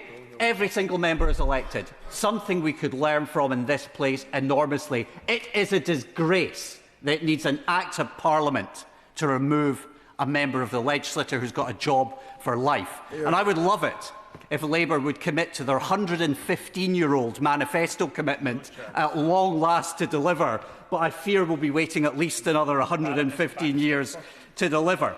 Now, I do beg one area, and I congratulate the member, but for today, I have to agree with the honourable member, the member for Murray, because this idea that the parent of the Scottish Parliament and the Scottish Government should be minding disappointing children, I have to say, is not quite the nature in which I think we should be conducting this. I'm sure he would agree on reflection that the parent of the Scottish Parliament was in fact the Scottish people in that referendum, which has been acknowledged by all sides. And I'm sure that's something that he will reflect on. And actually, Westminster hasn't been much of a parent, to be fair, these past few years. We've seen austerity in the Labour Conservative years. We saw Brexit. And we see all sorts of much more powerful legislators at a sub-state level in our neighbours, the Faroe Islands, Åland Islands, Greenland. These sub-state actors, non-independent actors that could determine the relationship with the European Union and can even determine whether or not they want an independence referendum as well. The Scottish Parliament is a relatively weak legislator compared to other legislators in Europe. But despite that, we see child poverty reducing. We see social security that's being dealt with respect. When the Labour government made a woeful mistake in the opening days of their turn in government and got rid of the winter fuel payment, the Scottish Government, with its limited resources, stepped up. Now, the Labour government, a Labour government, criticises Scottish Water being in public hands, which astonishes me, but that remains because of devolution. And that move towards 100% renewables came about because of devolution. Now, there are some areas where I think we can learn. I mean, I've served on committees in this place and they work well. The member for Caithness will be aware that, of course, because of the structure that was put in place, the committee structures are part of the legislative process. I think there's always things that can be learned, but I think we need to acknowledge that because that is part of it. But on that point, I did say I'd give way to him, and I'll happily give way. Thank you very much. The member has talked about the need to learn from each other and different legislators. I wonder, after 10 years of COSLA saying to the Scottish Government that funding in local government has been stripped to the bone, that libraries are closing, swimming pools are closing, schools are underfunded, our teachers are at their wits' end in the classroom, and the ones who want to be in the classroom can't get a job because there's not enough money. What has his party learned from COSLA in the last 10 years of the pleas to fund local government better. Now, the member sounds very helpless. There's quite a lot the member could do about this, since the overwhelming majority of the Scottish Government's finances still come from Westminster, still come from the Chancellor.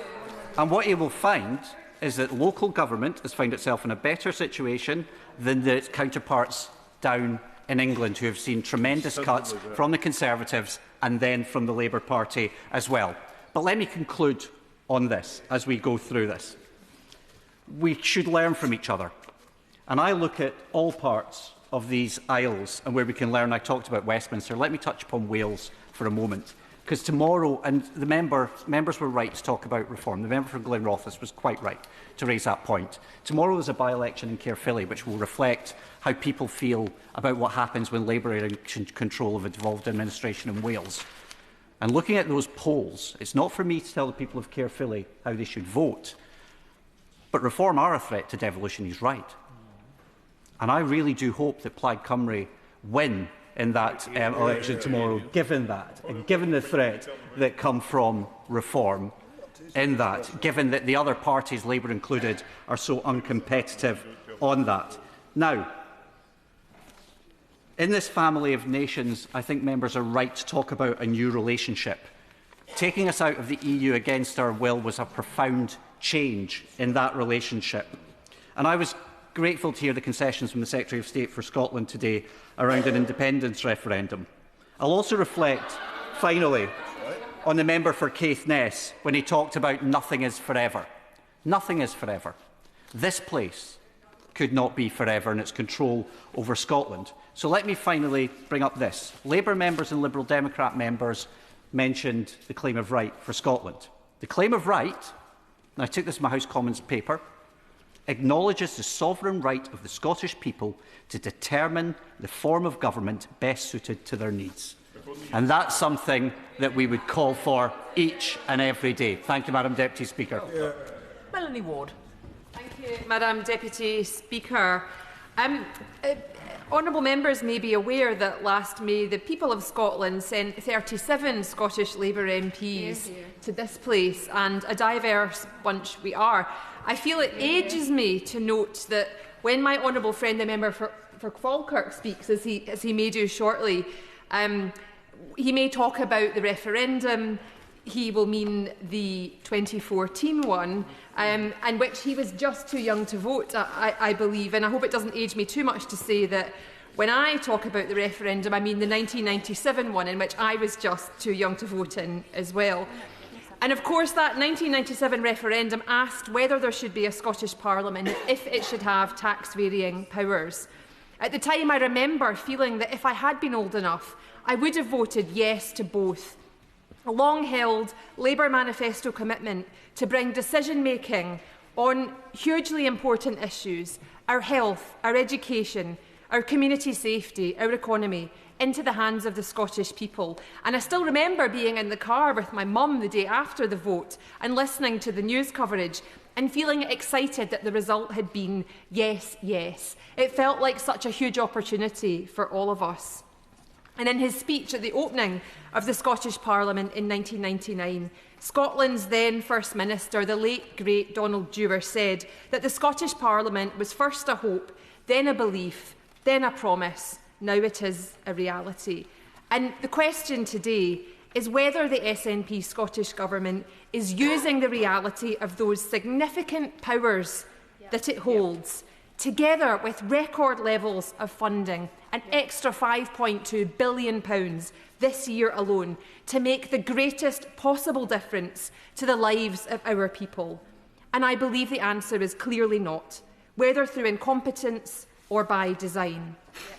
The Labour-led Scottish executives, as they were when the Scottish Parliament was first formed, took bold decisions, banning smoking in public places, the Fresh Talent Initiative, action on sectarianism, something which is too often overlooked in Scotland.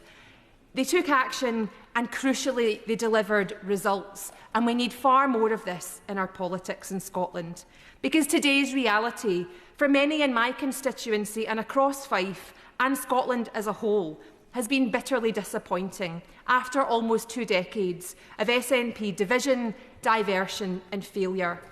1 in 6 Scots languish in pain on NHS waiting lists, over 40,000 of them in Fife. Indeed, there are more people waiting over 2 years for NHS treatment in Glasgow alone than there are waiting that length of time in the whole of England. A third of ambulances are waiting at hospitals for more than an hour, while the patients within them wait for a bed. Last winter, medics at my local hospital, the Victoria Hospital in Kirkcaldy, had to set up a makeshift ward outside the hospital because the queues of ambulances were so great. SNP members opposite may not think that matters. They may think that's a record to be proud of, but that is not what my constituents feel at all. Would the honourable member give way? I will give way. The honourable member for giving way. The Victoria Hospital is not in my constituency, but obviously it serves my constituents. Does she share my concern that the downgrading of the NICU units that's been proposed in both Dundee and Fife means that our constituents will have to travel much further for critical need and be far away from home from their premature babies? Well, only one. I thank the honourable member for her intervention. I've seen the work that she's been doing on this, and of course it is absolutely essential that the special care, intensive care treatment available for premature and sick babies at the Victoria Hospital does not change in any way. And I wish that the Scottish Government would get on an act to put at rest the concerns that our constituents no doubt jointly share in this. I will give way. A warning from history. During the time of the coalition government in Edinburgh, I pled the case to maintain maternity-led services, consultant-led maternity services based in Wick. No sooner as the SNP government get into downgraded, now mums have to travel huge distances to give birth, with the grisly fact that one mother of twins gave birth to one child in Golspie and the other one in Inverness. That is absolutely intolerable in this day and age. I thank the honourable member for his intervention, and I can feel the horror that he feels about what his constituents have been put through because of this. I'll take one more intervention just now. I thank my honourable member for giving way. She talks eloquently about the pressures on the health services in Scotland under the SNP government. Does she share my concern about the dental deserts that now exist in Scotland? Just yesterday, a constituent of mine contacted me to say that they'd been told their daughter would have to wait 3 years for an orthodontist appointment. Alternatively, they could pay over £2,000 and receive an appointment in 2 weeks privately. My honourable friend makes an important intervention about something that we're seeing too frequently across Scotland, and that is our people being forced to opt into private healthcare because they cannot get treatment under the SNP's NHS. It's completely unacceptable. And these kinds of waits exist too, I know, for assessments for autism, for example, for mental health support, where we have an absolute crisis all across Fife, and where the Scottish Government is refusing to give the support to NHS Fife that is needed to try to make a difference to it. But the problems don't just exist in our health system, they also exist in our education system, sadly. Our educational outcomes in Scotland worsened this year, with the gap in attainment between the richest and poorest students growing, including in Fife. This comes after Nicola Sturgeon said that eradicating the attainment gap was the priority that she wanted to be judged on as her record as First Minister. And as my honourable friend, the member for Glasgow West, said earlier, Scottish Government failure on the targets that it sets for itself is a hallmark of its time in office. And that's the same Nicola Sturgeon who said that proclaims her love of literature at book festivals. She was part of successive governments that have presided over the closure of almost 100 libraries in Scotland. Absolutely. And indeed on skills, we've seen the UK Government having to step in recently to save a welding skills centre because the SNP Government refused to save it. Their indifference and often opposition to the highly skilled, highly paid jobs that the defence industry provides across Scotland and in constituencies like mine has meant that young workers are missing out on the opportunity of a secure, highly paid job. And they are also deeply irresponsible at such a dangerous time in the world, with Russian aggression so close in Europe, right on our doorstep. All of these cuts stack up, while the bill to the taxpayer for SNP waste becomes ever more eye-watering. Nearly £1 billion spent on Barlinnie Prison, almost double the original cost. Over £400 million spent on 2 ferries, 4 times the initial estimate, with one still not in service 8 years late. And the costly shambles, let us not forget, that was the deposit return scheme, flunked by the SNP and the Greens, and described by the SNP's leader in Westminster as a self-inflicted wound. The purpose of devolution is supposed to be to take action in Scotland on Scotland's problems and help to make our nation the best that it can be. Yet too often, this is not the reality under this Scottish Government, as a couple of examples from my own constituency show. At the peak of summer this year, when many businesses in Kinghorn and Burnt Island were looking forward to making the most of tourism season because we are blessed by beautiful beaches, their beaches were closed because sewage spills made the water unsafe to swim in. Some of my constituents became physically sick because they had swum amongst sewage. And yet the Chief Executive of publicly owned Scottish Water said over the summer that my constituents' concerns, quotes, should not be overblown. But this has a real social and economic impact on people in my constituency, not to mention the health impact. It is the direct result of the SNP's failure to invest in our sewerage network and in regular water quality monitoring. I wrote to the Cabinet Secretary, the Scottish Cabinet Secretary for Climate Action and Energy in August, and received a response which began with a comparison between Scottish and English bathing waters. This is something that we're familiar with. You know, we raise a problem in Scotland, well, it's worse in England. And even if that was true, that's exactly why this Labour government is taking tough measures to crack down on polluting water companies. And yet water quality is another devolved issue, creating significant problems that the SNP Scottish Government seem completely disinterested in solving. Can you give me on that point? I will. Dr Scott Arthur. And I do thank her for giving way. She represents my hometown, so it's always great to hear what's happening there. The UK government inherited an awful situation from the Conservatives on water quality in rivers, and that's beyond doubt. But what we do know in the UK is how much sewage is going from sewage systems into rivers.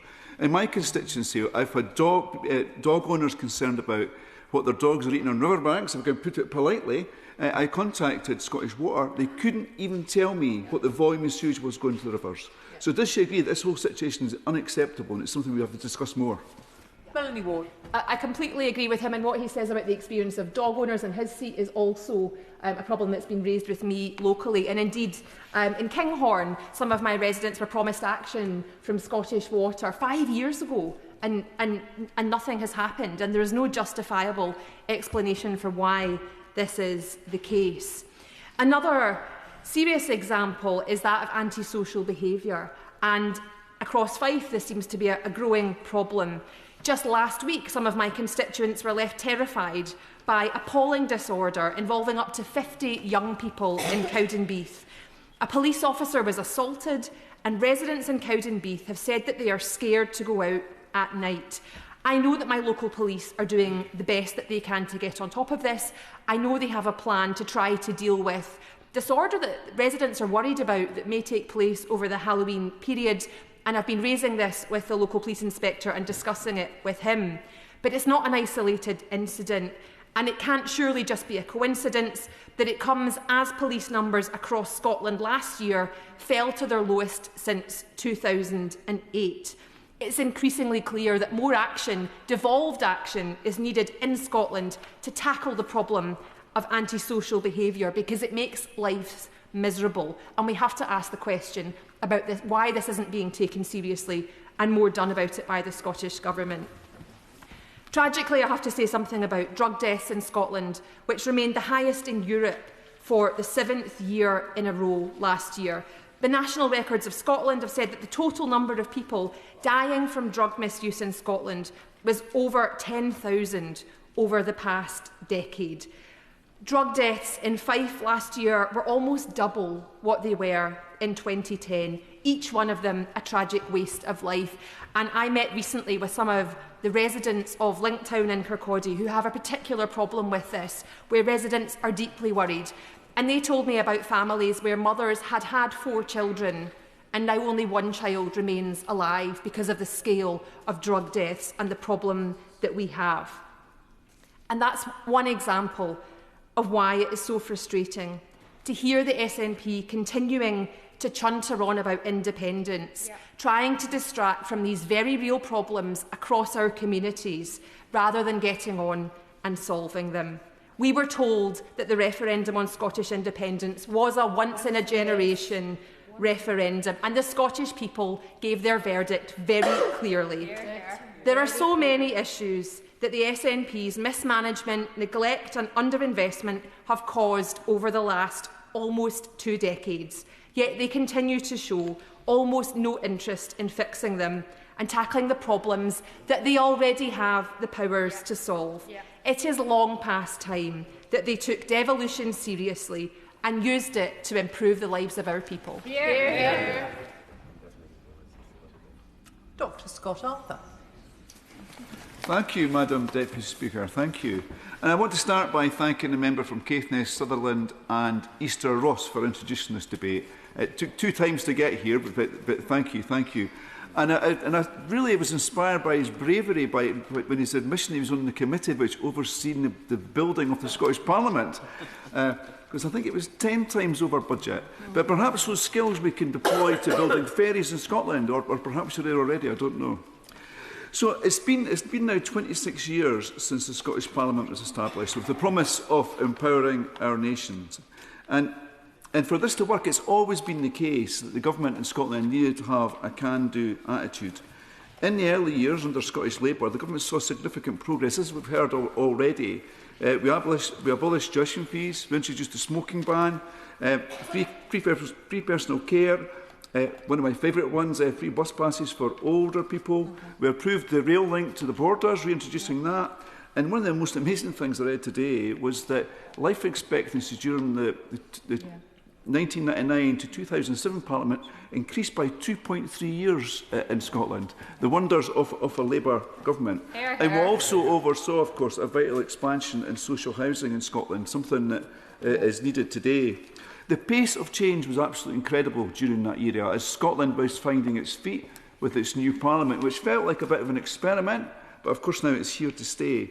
But in the 2 decades since then, the SNP government has overseen a period of stagnation and decline across all these same areas. Please go for it. Madam Deputy Speaker, first of all, can I commend the Honourable Gentleman some positivity in relation to his speech, and thank you for that. Just to say that, does he agree with me that in relation to my brothers, Gaelic cousins that they are in front of me, I don't want them to leave the Union. I want them to stay. I want them to stay in this great United Kingdom of Great Britain and Northern Ireland forever, because it's better to be that, better together. It's the money that comes centrally from Westminster here that keeps the Scottish Parliament and its people going. It's also one of the things that perhaps maybe hasn't been mentioned yet. One of the advantages of devolution has been tourism. The connections, tourism between Northern Ireland, between Scotland, our cousins cross across the straits many of the time. But does he agree when it comes to things that are positive and good, that the people from Ulster and the people from Scotland, I'm descended from the Stuarts of the lowlands of Scotland, so I'm probably Scottish from maybe before some people would ever were. Order.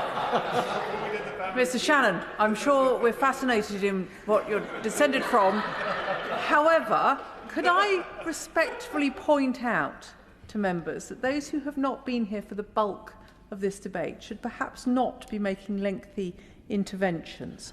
Dr. Scott Arthur. I thank the honourable member for his intervention. And of course, earlier on we heard about the Scottish Child Payment and how that has cut child poverty in Scotland, something that we all welcome. But that only happens because of the Barnett consequences that come to Scotland. The fact that because of that, public spending in Scotland is higher. That is why that is happening.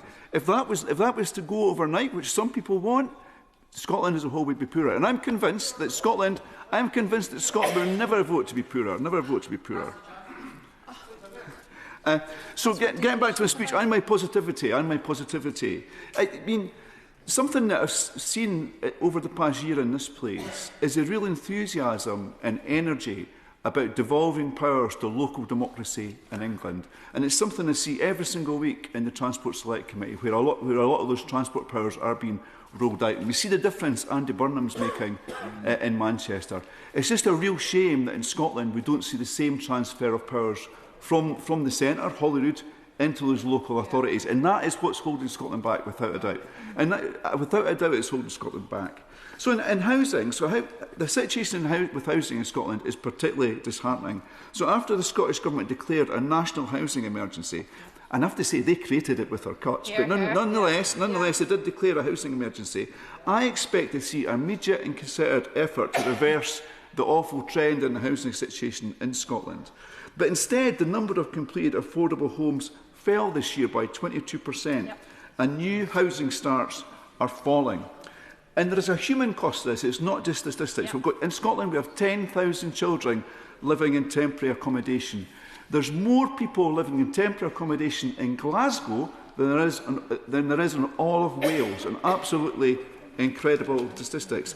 But we have to be careful. This is not a failure of devolution. It's a failure of government. On tourism, which we heard about a second ago, a few ago there. It's a vital part of the Scottish economy, and it's a vital part of Edinburgh's economy. It must employ at least one person in every street in Edinburgh. But the lack of decisive action has been equally clear.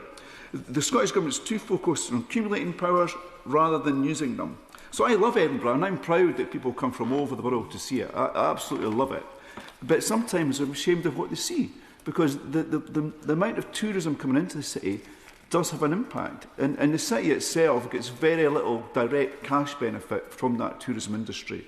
So the solution to that, of course, was a tourist tax, which my Conservative friends I know do have concerns about. But the solution to that was a tourist tax. And for all the time I was in the council, 2017 through to 2024, we campaigned for that power. And I think for almost 10 years in the run-up to that, the Edinburgh Council campaigned for that tourism tax power. The SNP government opposed it. For reasons that are not clear to me, they absolutely opposed it. Then they've started to support it. And now, more recently, they try to take credit for giving Edinburgh that power. A power which Edinburgh fought for years. So instead, they should be apologising, because their dithering has cost Edinburgh millions and millions of pounds. And that's money that could be invested in our city to make it better for its residents and for tourists who choose to come here.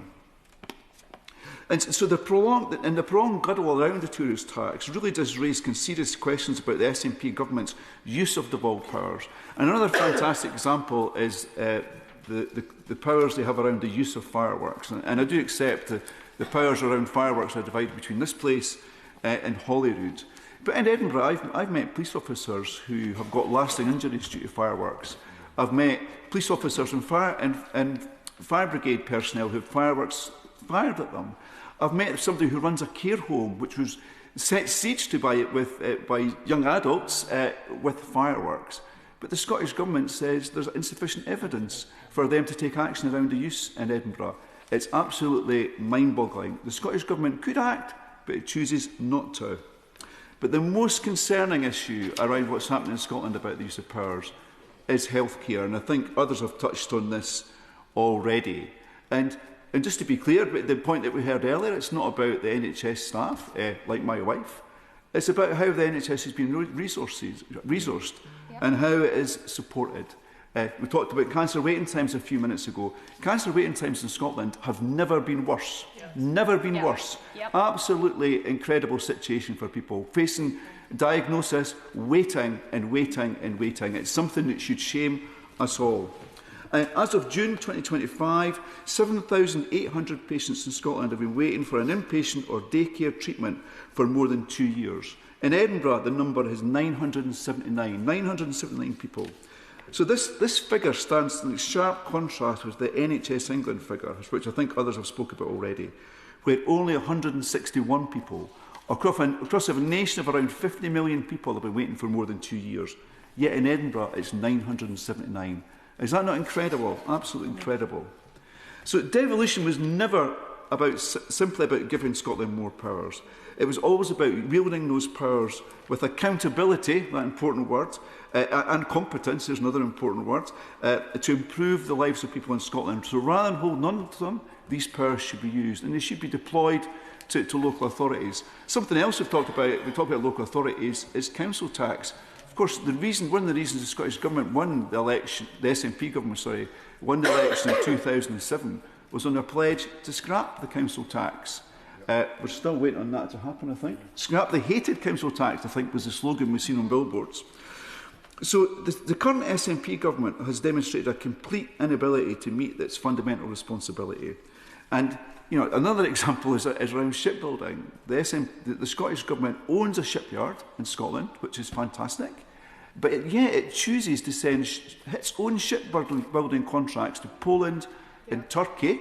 Meanwhile, it's left to the UK Government, and let's credit the great work that the member for Edinburgh South done on this, to go to Norway to bring contracts to those Scottish yards. Where is the Scottish Government's priority when it comes to shipbuilding? It's just non-existent. The member take an intervention? Please do, please do. Thank you, Madam Deputy Speaker, and I thank my colleague for taking my intervention. Does he also agree with me that it's an irony that it's only because BAE Systems has won the contract with Norway that it's able to give work to Ferguson Marine, owned by the Scottish Government, to keep it going, at a time when the Scottish Government was saying, we will not have anything to do with defence procurement? The irony of that just seems to me to be appalling when people's jobs are at stake. Yeah, and I have to say that the worst thing about this whole situation, it's fantastic that the contracts came from Norway to the UK, and they will keep households in jobs for many, many years to come. And it's a fantastic vote of confidence in that workforce and the whole supply chain.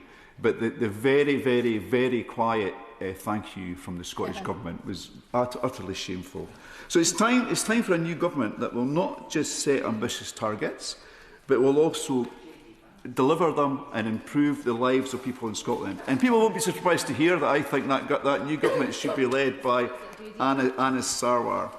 But I do want to make one very last point, just one last sentence, Madam Deputy Speaker. As we've spoke about parent and child parliaments, and we've spoke about levels of government, and I mean, there's nothing we can do here today to improve the relationship between the Scottish Government and councils in Scotland. But I do think, when we talk about these issues in Scotland, I think what we have to remember is councillors, MSPs and MPs, it's not a hierarchy. We're all elected by the same people, and we're all equal, and we're all here to serve those people. And I think perhaps if we talk that language more in our constituencies, people, residents, will come with us on this argument about empowering our councils to make real differences in our communities, and that's the devolution that Scotland needs. Thank you, Madam Deputy Speaker. A speech, not a chance. Sorry, you all heard that. Maureen Burke. Thank you, Madam Deputy Speaker. Can I begin by welcoming this debate and thanking the member of Caithness, Sutherland and Easter Ross for securing it. I am acutely aware that this debate is an opportunity not just for reflection on the past, but a chance to look forward. Over the past 2 decades, the Scottish Parliament has grown, matured and become a symbol of Scottish life. Its importance and impact on the people of Scotland is rightly as relevant, perhaps and more so, than the day-to-day activities in this place. When it comes to policy on education, housing, the NHS, what people might consider bread and butter issues, those decisions are now made in Edinburgh. When the Labour government passed the Scotland Act in 1998, it was an opportunity for us to tailor policy and solutions to Scotland, recognising its distinct identity and character, and bringing power closer to the people as part of a union of nations. Devolution is one of my party's greatest achievements, and I am pleased that this government is working to renew the settlement. Madam Deputy Speaker, I think the success of devolution can be judged on 2 tests. The first is a technical one of its structure and principles. Devolution renews the UK Constitution, rejecting an old centralised model of politics that was and is unfit for modern United Kingdom. On that first test, Madam Deputy Speaker, devolution has been an overwhelming success. But power for power's sake is not enough. The second test is very simple. What has devolution delivered? The past 25 years must be judged on whether people in constituencies like mine feel a positive and material difference has been made to their lives. And, Madam Deputy Speaker, there are many success stories from that last 25 years, stories that are an argument in favour of power being shared and spread out across the UK. We were the first UK nation to ban indoor smoking and the first country in the world to legislate for the right to access to free period products, as has already been alluded today by another member. But whilst there are successes, devolved power, or rather those holding devolved power, have not always used it for good. I was a councillor in Glasgow before I took up my place in this House, and I witnessed how year on year the Scottish Government would centralise power and cut funding for local authorities. In this respect, resources were pulled up, not pushed down. But to be clear, Madam Deputy Speaker, the outcome of this second test of delivery is not a failure of devolution, it's a failure of the SNP in power. When they took power in 2007... Madam Deputy Speaker, just to explain to the Scottish people why they're not in power and we are. So I'm just going to list out a few things and see what you think. Free tuition, free personal care, 1,100... Venture, they're not a list of items. What is the question? Is there a question? There is over 100 achievements which I could list to her if she wants, but I'm not going to be allowed to do so. Does she recognise the real gains and progress that we have made in Scotland? Now, I know they like to shout down the SNP and they're sitting here doing all their usual Girnfest, but the substantial achievements that have been made surely should be recognised by the Labour Party. Yeah, list of SNP failures. I do recognise the achievements that the Labour government has done.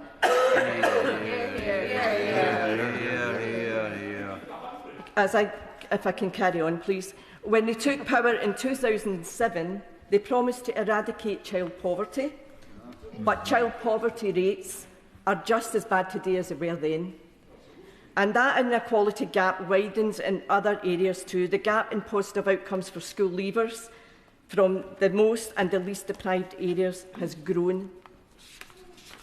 This is driven by a failure in our schools, where the attainment gap between the richest and the poorest pupils has also widened. A record 10,000 children, too many from whom are from my city of Glasgow, are trapped without a permanent home, growing up in a temporary accommodation as Scotland's housing crisis deepens. 1 in 6 Scots, Madam Speaker, are waiting on an NHS waiting list, with at least 100,000 waiting over a year for treatment. Disgusting. I compare that with how this Labour government is bringing down the waiting times in England. Against a backdrop of failure, next year's Scottish Parliament elections are crucial to Scotland's future. 2026 represents a chance to ensure that the next chapter of devolution is defined by delivery. Can I just carry on if you don't mind? I'm just about finished. Madam Deputy Speaker, as I said at the start, the success of devolution can be judged on 2 tests. The first was on its structure and principles, and I'm pleased to say that devolution is now woven into the fabric of our nation, an achievement that my party is very proud of. Hear, hear. But on the second test, how devolved power has been exercised, that is where I have concern.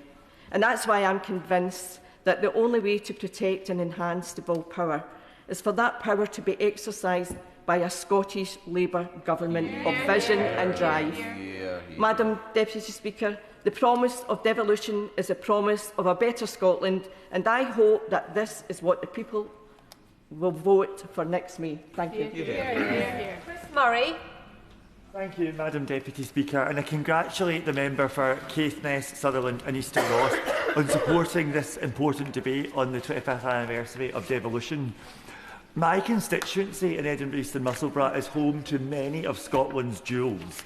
It's a privilege to represent Edinburgh Castle, Holyrood Palace, the Edinburgh Festivals and Fringe, although I think the performers are safe given some of the jokes we've heard from the other opposite benches. But the most important building in my seat, indeed in the whole of Scotland, is at the foot of the Royal Mile. Not only is it architecturally a huge addition to Edinburgh's scenery, but it's where the Scottish political heart beats. Calling the Scottish Parliament the centre of Scottish political life might sound like a bland truism, but it is not. It is a huge achievement. Not to think so would be to underestimate the achievement of devolution. Because before 1999, critics said devolution would amount to an overgrown town council, or that it would cause a brain drain, or that it would only be of interest to the political class and not ordinary Scots.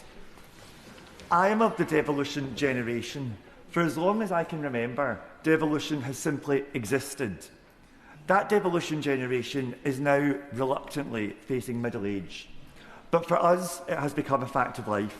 The Scottish Parliament is the primary parliament where decisions that affect our lives are taken. When I speak to community groups or local businesses, they orient themselves towards Holyrood. When they say the Parliament, they mean that place, not this one. That is testament to the Scottish Parliament's success in establishing itself as the fulcrum of Scottish political life. But we should consider the counterfactual. Imagine if devolution had been thwarted. Our health service, education system, justice system, housing policy would all receive only scraps of parliamentary time, with little scrutiny and even less reform. That would be a democratic affront. It would be so even now, when the government has 37 Scottish MPs, but it would have been an outrage in the last 14 years under Conservative administration with little Scottish representation. The Scottish Parliament has its flaws, but has undeniably remedied that democratic deficit. And in doing so, it has removed one of the greatest threats to constitutional stability in Scotland. Will he give way on that, yes. on that point? Thank you, Madam Deputy Speaker, and I pay tribute to the honourable member for organising this debate as well. He's as much an institution as the Scottish Parliament itself is. And the honourable member for Edinburgh East spoke about the Scottish Parliament being the heartbeat of Scottish politics. Isn't it time in the next 25 years to move power out of Edinburgh, to devolve power to regions like mine, to the Highlands, to supercharge the Highlands and Islands enterprise into a Highland Development Agency, cutting out, shut your ears, Inverness and the Moray Firth, these dynamos of economic activity, and focus devolved power on transport, on housing, on depopulation, on cultural growth and economic growth in the rural areas of Scotland, where power has been pulled back from into a centralised Edinburgh. I think the honourable member is making a really important point, because what we've seen with the concentration of power in the Scottish Parliament is that actually it doesn't work for cities, it doesn't work for rural areas, it doesn't work for the Central Belt, and it doesn't work for the Highlands and Islands, because it treats Scotland as one monolithic whole and doesn't address the differences in communities around it. Because which brings me to my next point, which is, although it has been successful in establishing the Scottish Parliament, we have to be honest where devolution has fallen short, and many honourable members here have laid out a litany of failures, whether that is health outcomes being poorer, our school standards, once the envy of Europe, falling, the country facing a housing emergency with poverty stubbornly high, the drugs crisis which shames us all, and where we once led the world in setting climate targets, we now lead the world in ditching them. We have to understand why that happened. And in this debate on devolution, if we think that devolution is only about the establishment of the Scottish Parliament, we get it wrong. Because in 1999, another institution was created, which was the Scottish Government, then executive. Because, yes. And I really do thank him for giving way, and I do envy some of the jewels that he has in his constituency, of course. But on the point of climate targets, I mean, where the Scottish Government and the Greens were complicit in this, where they've really got this wrong, is these targets were set in law, they were endorsed via an election, and yet they just dumped them overnight. Is it not one of the most shameful things that ever happened in Holyrood? What happened with those targets? Gentleman gets exactly to the nub of the issue, because what we've seen in Scotland, we've seen good debate, we've seen good gestures, we've seen good discussion, but we haven't seen the concomitant focus on policy, on delivery, on outcomes. The Scottish Parliament has been a success, the Scottish Government has not, and it's important to draw that distinction, because we've seen a highly centralised structure concentrate decision-making in St Andrew's House to the detriment of local communities. Councils, as we've heard, have seen both their funding and their influence hollowed out. We've also seen a proliferation of quangos and agencies. There are now more quangos in Scotland than there are members of the Scottish Parliament. And that has an impact. That breeds a clientelism and an elitism that shuts ordinary people out of decision-making processes. Yes, I will. The Honourable Member is making a very strong and powerful point. Does he agree with me that actually we've, as a result of those quangos and things that he's describing, we've actually seen a loss of power to the Scottish Parliament, where the MSPs are actually not getting the opportunity to put things forward? And often that's because framework bills are what the Scottish Government is bringing forward that don't have the proper policy decisions in it, which is why implementation of so many pieces of legislation ultimately fails. I think the Honourable Lady may be psychic, because she made exactly the point I was about to make. I couldn't agree with her more, because what this breeds is a culture of gesture and tokenism. And what that does is it means we sidestep tough choices in Scotland. We duck the trade-offs that are required to implement policy change. We now have roundtables and co-production as substitute for reform, and consultations and strategies as substitutes for action. I would actually take that argument one step further. When Labour came to power in 1999, it set about tackling Scotland's pressing problems, as the Chair of the Select Committee has referred to. Free bus passes, banning smoking in public places, repealing Section 28, which I personally will be forever grateful, pursuing radical homelessness and housing reforms. But fundamentally, that policy agenda had been developed in the 1990s, and the government set about implementing it when it got in. When the SNP took office in 2007, with their fundamental policy goal of independence, all policy development became shaped around that objective. And I have to say, the fact that independence has not been realised has become the alibi for every policy failure on their watch. But what that means is the Scottish Parliament never became the policy development hub in the Scottish political life. It was denuded of its ability to form ideas and for those to be turned into action, and to do the full spectrum of policy development in Scotland. That things like identifying the social problems, working through how the reforms would work, weighing up the trade-offs, brokering the consent among the people, and then turning those ideas into tangible reality in people's lives. I am a devolutionist, not just because I believe in Scottish representation, but because I believe in the power of the state to change Scottish lives. The Scottish Parliament gave us the locus to debate that, but the Scottish Government have failed to give us the mechanism to operationalise and turn them into reality. It is my assertion, Madam Deputy Speaker, that the Scottish Parliament now stands, along with Magna Carta, the Bill of Rights and the Good Friday Agreement, as a firmament of the British constitutional set-up. Donald Dewar said it should be not just an end, but a means to a greater end.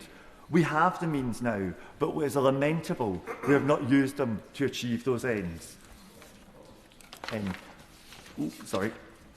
The last 18 years have been heavy on argument, short on policy delivery. A different direction is needed to fulfil the promise of devolution, which is the devolved government using the power of the state not to further its own ambitions, but to materially improve the lives of Scotland's people. Thank you. Thank you very much, Madam Deputy Speaker. Can I congratulate my good friend, the member for Caithness, Sutherland and Easter Ross, on securing this debate, which he's led with the same erudition and success with which he led the victorious Scottish Parliament University Challenge team against our dear colleagues in the Welsh Parliament. This was, Madam Deputy Speaker, an early win for Scottish Devolution. And I know that this debate is particularly close to his heart, as it is to the member for Glasgow West, and to mine as former members of the Scottish Parliament, where we had the great privilege to serve. And today, more than 25 years after the Parliament opened in 1999, it is an appropriate point to look back over what has been accomplished through devolution. And I remain proud that it was the Labour government in 1997, through the Scotland Act, which paved the way to our Parliament. And since that principle has been established in Scotland, so many regions and cities across the UK have also embraced that principle of devolution with great success. And as we look to the future of our constitutional settlement and reforms of this Parliament, that not the independence of Scotland or full devolution is not the only constitutional debate we have. I hope we will see a greater role still for our nations and regions here, along the lines envisioned by Gordon Brown in the excellent report by his Commission on the UK's future. And that we have seen devolution of power across the UK since the foundation of the Scottish Parliament, I believe, is a positive reflection on the process of devolution in Scotland as the settled and the tested will of the Scottish people. And it is also the case that since 1999, significant additional powers have been devolved to Holyrood, not least around income tax. And it is therefore, Madam Deputy Speaker, so disappointing that while the Scottish National Party have been quick to demand greater devolution of powers to Scotland, they have been unable and unwilling to devolve power themselves to local communities in Scotland. This debate is titled Devolution in Scotland, Madam Deputy Speaker, but the sad fact is there has been precious little devolution in Scotland itself under the SNP. Ministers in Edinburgh have centralised power at every turn, and they have eviscerated the budgets of our local authorities. And what have they achieved with the powers that they have so ruthlessly retained for themselves and have not devolved to local communities? And with the £5.2 billion additional funding given to the Scottish Government in the budget this year, the SNP has presided over economic growth in Scotland, lagging behind the rest of the United Kingdom. They failed to support our teachers and pupils, so the reputation of our education system in Scotland, once the great pride of our country, has been battered because of the incompetence of SNP ministers. While waiting lists are falling in the NHS in England, thanks to the investment secured by the Chancellor and the successful stewardship of health services by the Secretary of State, in Scotland, ministers are squandering billions of pounds extra for health services, and in Fife, we face some of the longest waiting times for surgery of anywhere in Scotland. And the member for Gordon mentioned the very sorry statistics over drugs deaths in Scotland. This is taking a very, very tragic toll on many communities in my constituency and on many families. And when we look to the wider provision of health services, and particularly regarding primary care, it was frankly beyond belief to hear some of the promises being made by John Swinney in regard to walk-in appointments at GP surgeries, when Lochgelly in my constituency is still waiting for any indication that work will begin on a new health centre, badly needed by the local community, which SNP ministers first promised over 15 years ago. And we've also discussed the centralisation of police and fire services in Scotland. What has been the result of this?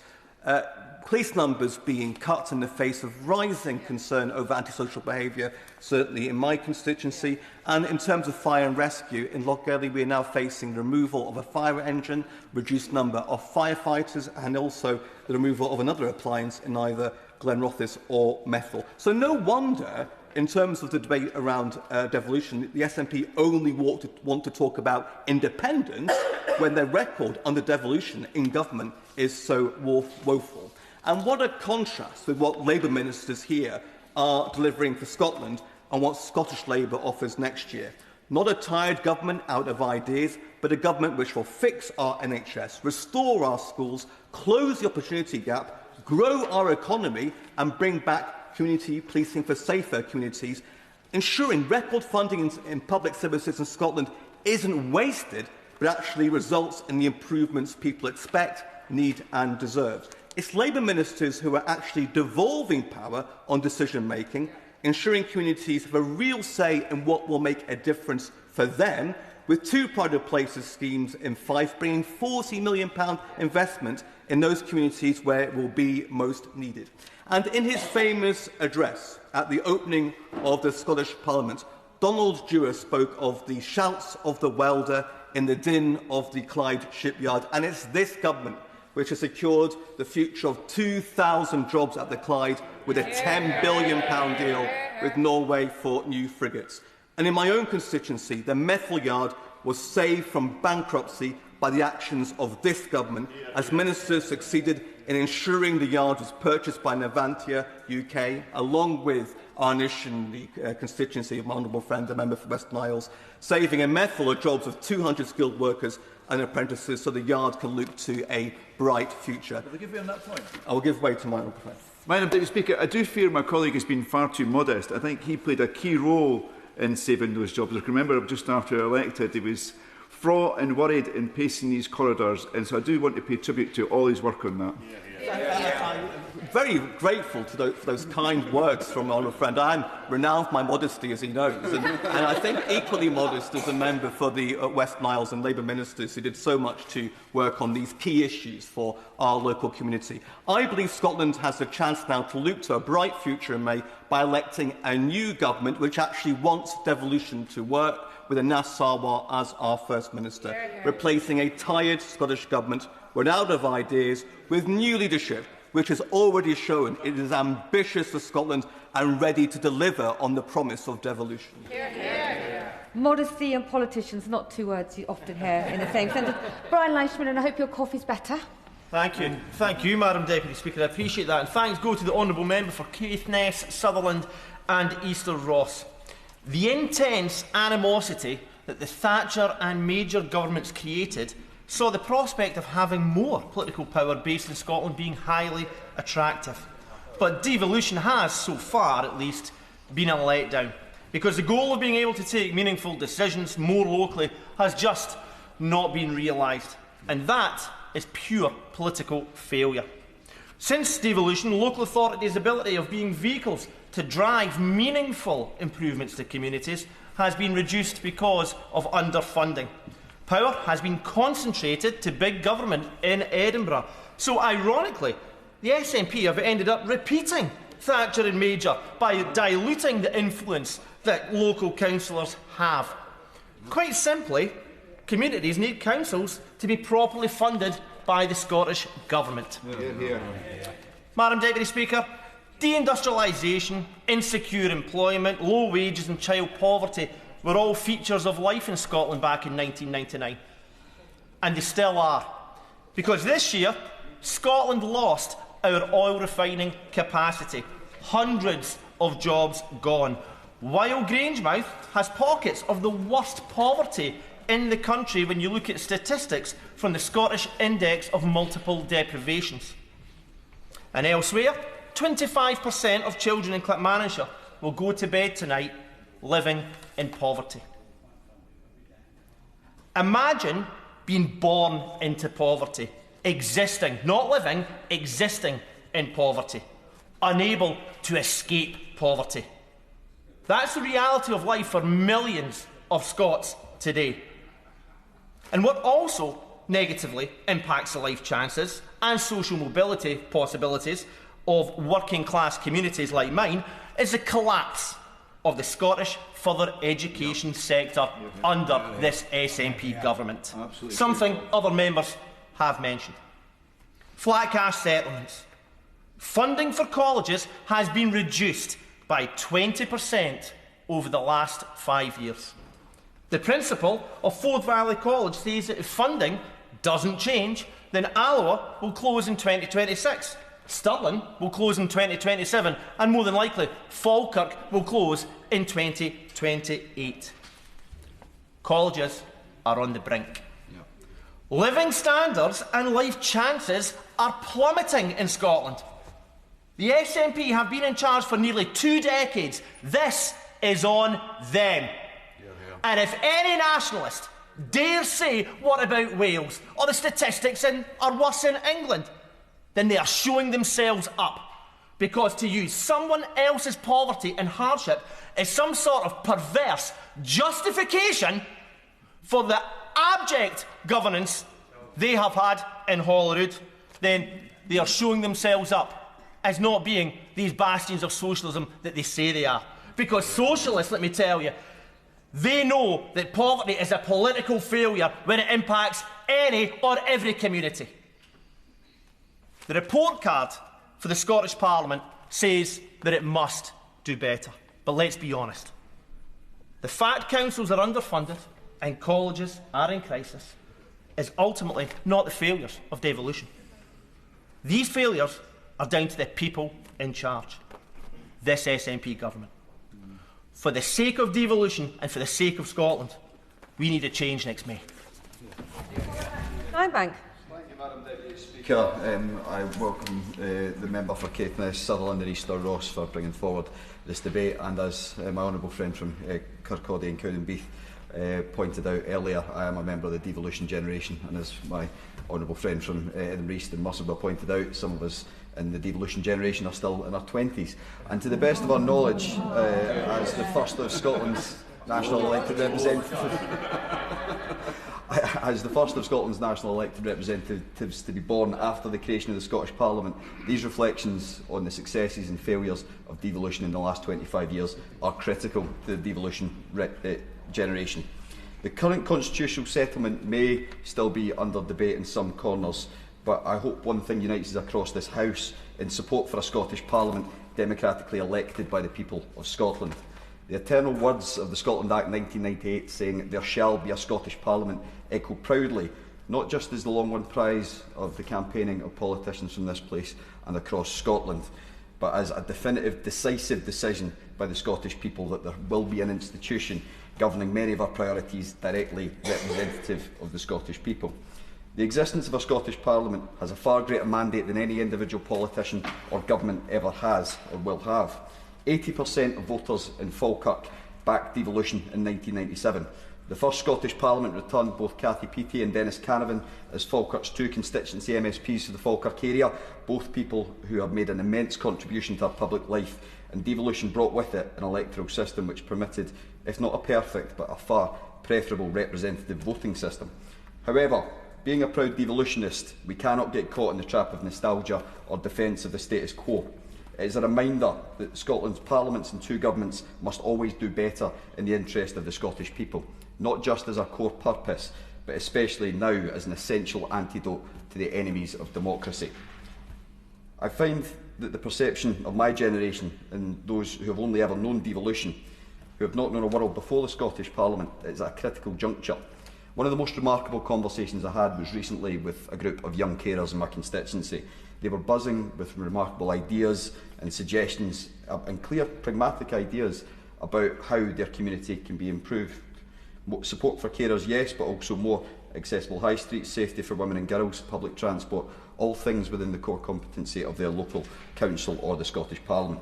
We should strongly welcome that there is a burgeoning generation of young representatives and leaders in Falkirk and across Scotland, many of whom with direct life experience of the systems that the devolved legislature now governs and has for the last 25 years. The question then returns to us and our colleagues in the Scottish Parliament how we are going to, in this next phase of devolution, empower them to lead and make better decisions than those that have came before them. And what sticks out to me when I have these refreshing conversations with bright young Falkirk bairns is how much young people tend to agree on both the priorities and how politicians should be collaborating to deliver them, how governments do things, how reasoned young people are when holding politicians to account, and how much of what they want to do and see delivered is relevant to their local area. For the devolution generation, one of the greatest assets we have is now a generation that are engaged in the local area with the political language and skills to fight for their community's corners. That is progress. Votes at 16, secured in 2016 for the Scottish parliamentary election, now delivered here under this Labour government. However, there is an element of trust that is being eroded in our politics, I would say uniquely in Scotland. It is structural and it is long-term. I have no qualms in stating that Tory austerity was one of the predominant factors in the decline we've seen on various fronts in Scotland and across the UK, but it is my constituents that see the devolved settlement has not manoeuvred strategically or effectively to maintain an achievable rate of progress under those circumstances. The challenges devolution face is an issue that is common to this place as well, a lack of delivery that my constituents can see and that they can feel. When the former First Minister, now over 10 years ago, that said that she wanted to be judged on and prioritise closing the attainment gap and then subsequently barely made a dent in it, that sort of gap between rhetoric and delivery undermines the public's faith in the Parliament as an institution, as it does the lack of accountability afterwards or the willingness to be held accountable for this failure directly. Not all, but part. I will give way. After a quarter of a century of Labour rule in Wales, with child poverty the worst of all nations in the UK and Wales, is this the reason the collapse of the support for Labour in Caerphilly, and tomorrow people will be turning to Plaid Cymru? For the people of Wales and how they choose to vote, in the same way that I imagine the Scottish people won't say for the Scots. I think my honourable friend from Alloa and Grangemouth put it very well, that just simply picking a different nation in the UK to tackle our policy issues is getting exhausting, especially when it comes from nationalist benches. Not all, but part of the problem with the failure to close the attainment gap, as many honourable members have spoke about, and a broader loss of trust we are seeing in our politics was due to disproportionate budget cuts which have landed at the door of local authorities. Having been a councillor for 2.5 years, they are at the coalface delivering the services that our constituents most acutely see and have seen the evidence of decline with. Especially in recent years where council tax has been frozen for, I believe, 11 out of the last 17-year budget settlements, and completely surprised as a stunt at the SNP conference in 2023 for councils. It left them with both arms tied behind their back. The challenges we see in social care and infrastructure are tied in with local authorities. This is where politics is most tangibly felt by our constituents, and it is currently failing them. Even with the £5.2 billion increase secured by these benches for Scotland, Falkirk Council was only allocated an additional £5 million in revenue funding this year from the Scottish Government. Where has the rest of the money gone, John? Colleges in Scotland, as again my honourable friend from Alloa and Grangemouth touched upon, are at crisis point, with years of systematic underfunding from the Scottish Government seeing a 20% real terms cut in funding over the last 5 years. Many have now shrunk their staff numbers, offered fewer courses to working class students at a time in which the skills they provide are at their most valuable. Forth Valley College, put in the position of being an essential provider of training and skills whilst Grangemouth undergoes an industrial crisis and requires major investment for transition, are a hugely valuable local provider of jobs, opportunities and training, is now consulting on the closure of their Alloa campus. It's going in the wrong direction. Scotland's civic infrastructure should have been enhanced and resilient and protected by devolution, but in too many places it has not been protected. Just to turn to the situation at Alexander Dennis when they announced their consultation on 400 jobs and closing its only site in Scotland. There was, to their credit, engagement eventually from the Scottish Government 10 months after the company initially suggested that they were going to depart Scotland if something wasn't done after the scandalous ScotZEB2 scheme sent less than 20% of orders to Scotland's sole manufacturer. But there has been improvements in how we in this place, under this Labour Government, work with the administration in Edinburgh. As the Deputy First Minister very, I think, accurately pointed out recently, the quick engagement from my honourable friend from Edinburgh South in his time as Scottish Secretary was invaluable in that conversation progressing quickly.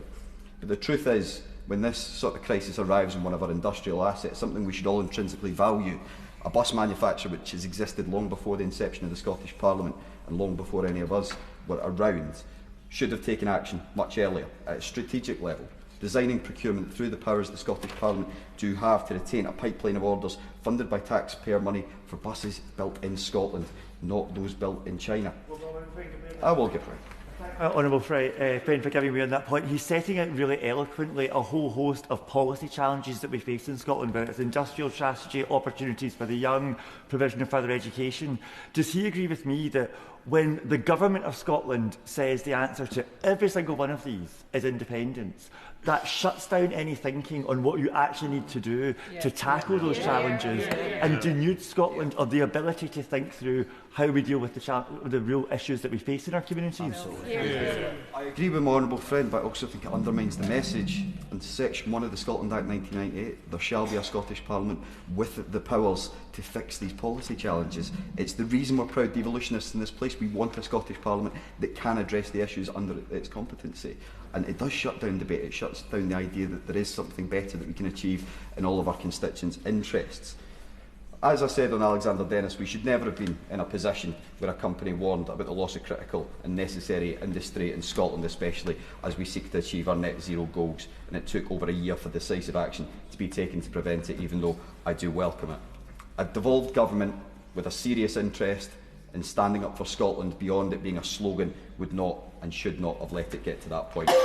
Across in this place, in the Scottish Government and within our councils that have been hard-pressed for far too many years under a government I hope gets replaced next year, we must do better. Scotland demands better and Falkirk demands better. Thank you, Madam Deputy Speaker.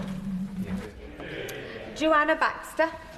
Thank you, Madam Deputy Speaker, and I thank the honourable member for Caithness, Sutherland and Easter Ross for procuring this important debate.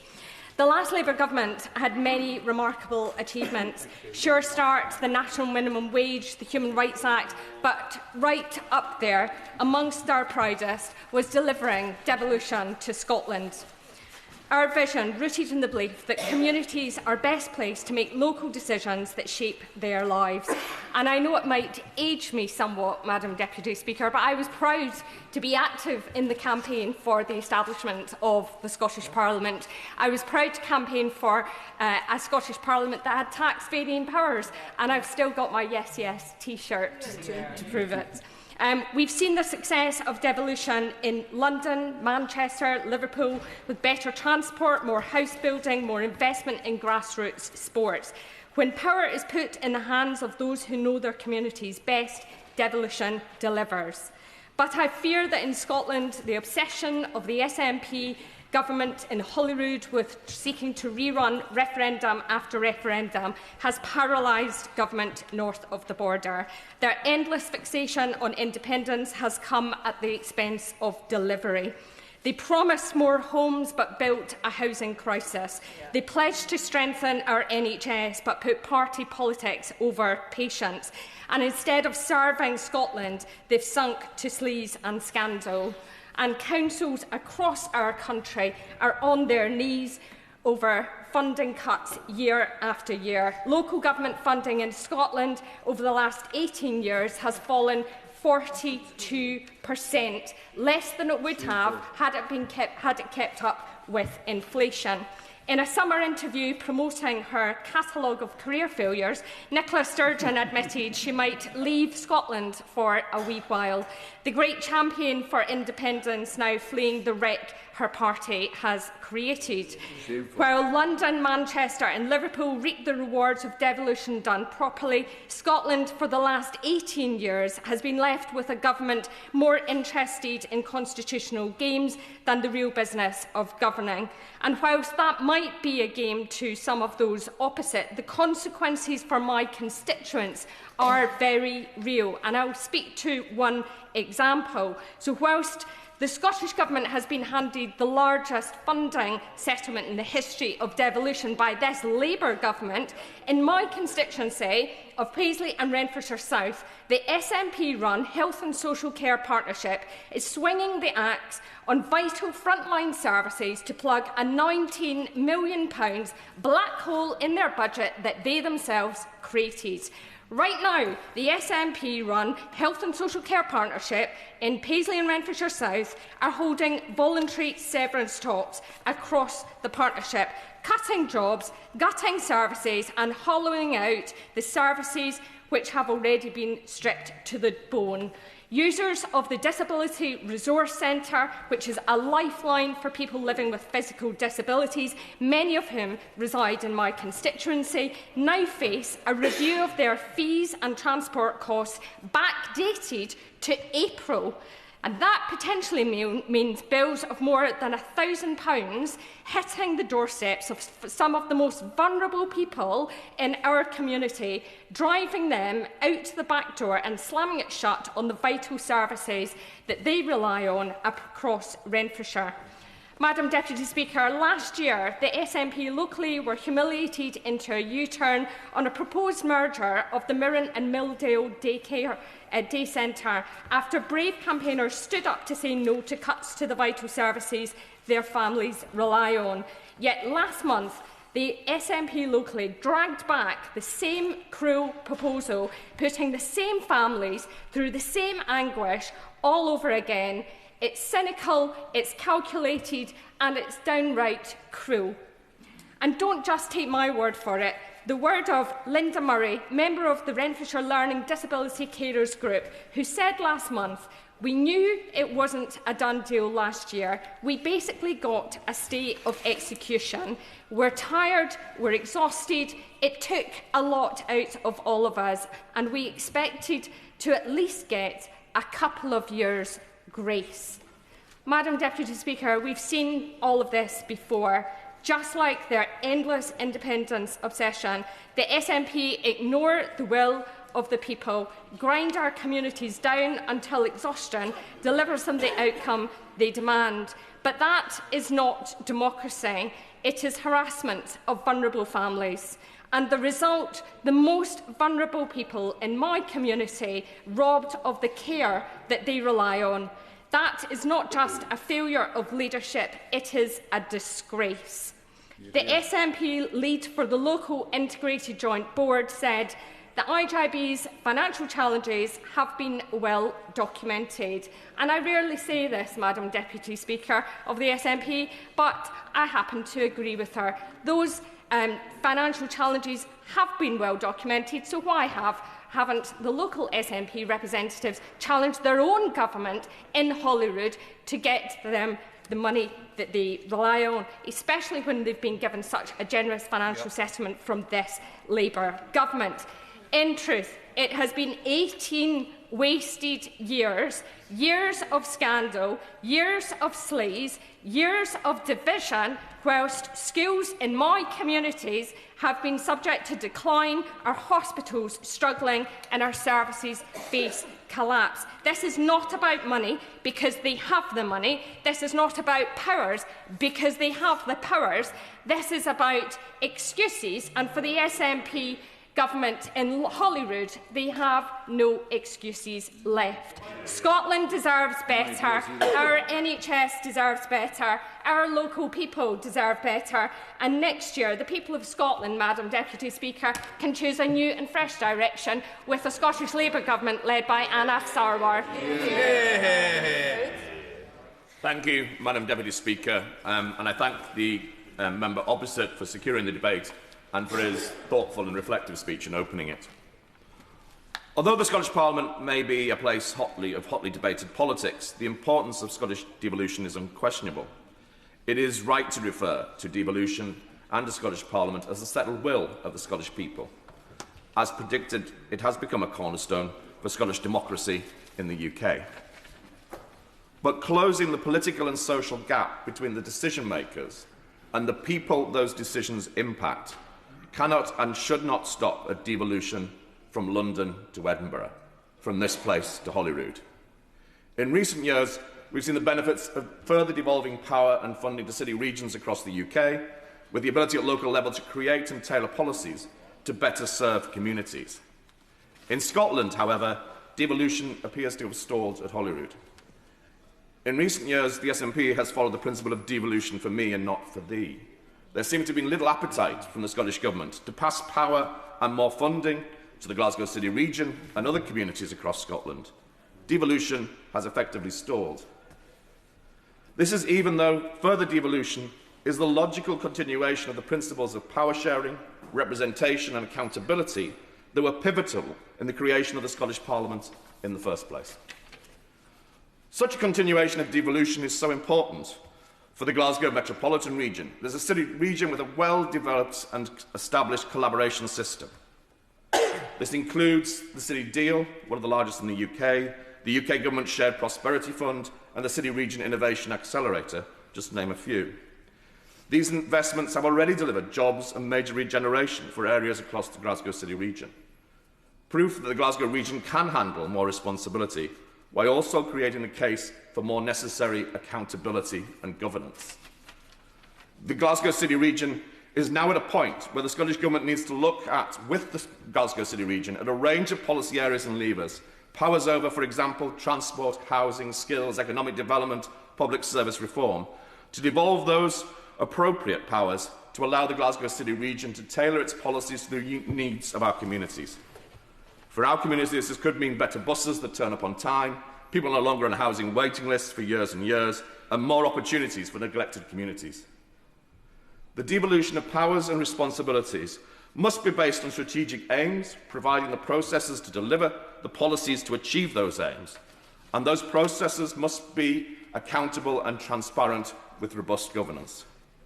But all of this must be rooted in the outcomes that we want to achieve: to reduce inequality and poverty, to improve access to healthcare and improve health outcomes, to create new jobs and opportunities. A recent report by the Centre of Cities makes this case for further devolution too, as they estimate if Glasgow performed in line with cities of comparable size, Scotland's economy could be 4.6% larger. When I campaigned with so many others for the establishment of the Scottish Parliament during the referendum in 1997, it was to devolve powers from this place as appropriate to the Scottish Parliament, not for those powers and responsibilities to then be hoarded by Holyrood, but as part of a wider process to devolve power down through local government and to communities and citizens.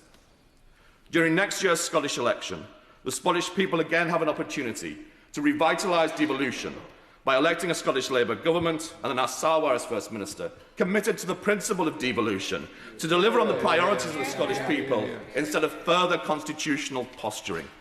We can build on the successes of the Scottish Parliament and develop a stronger Scottish Parliament, made stronger not by grasping onto powers, but by devolving powers further. We can renew the commitment to devolution, we can renew the commitment to empower communities, a renewed direction, all of this in the service of the Scottish people. I come to the Liberal Democrat spokesperson, Susan Murray. Thank you very much, Madam Deputy Speaker. And I thank the honourable member for Caithness, Sutherland and Easter Ross for bringing attention to the matter. As my colleagues have made clear, the Liberal Democrats believe in devolution. Our votes pushed it over the line in 1999, delivering a Scottish Parliament and making decision-making taken closer to the people.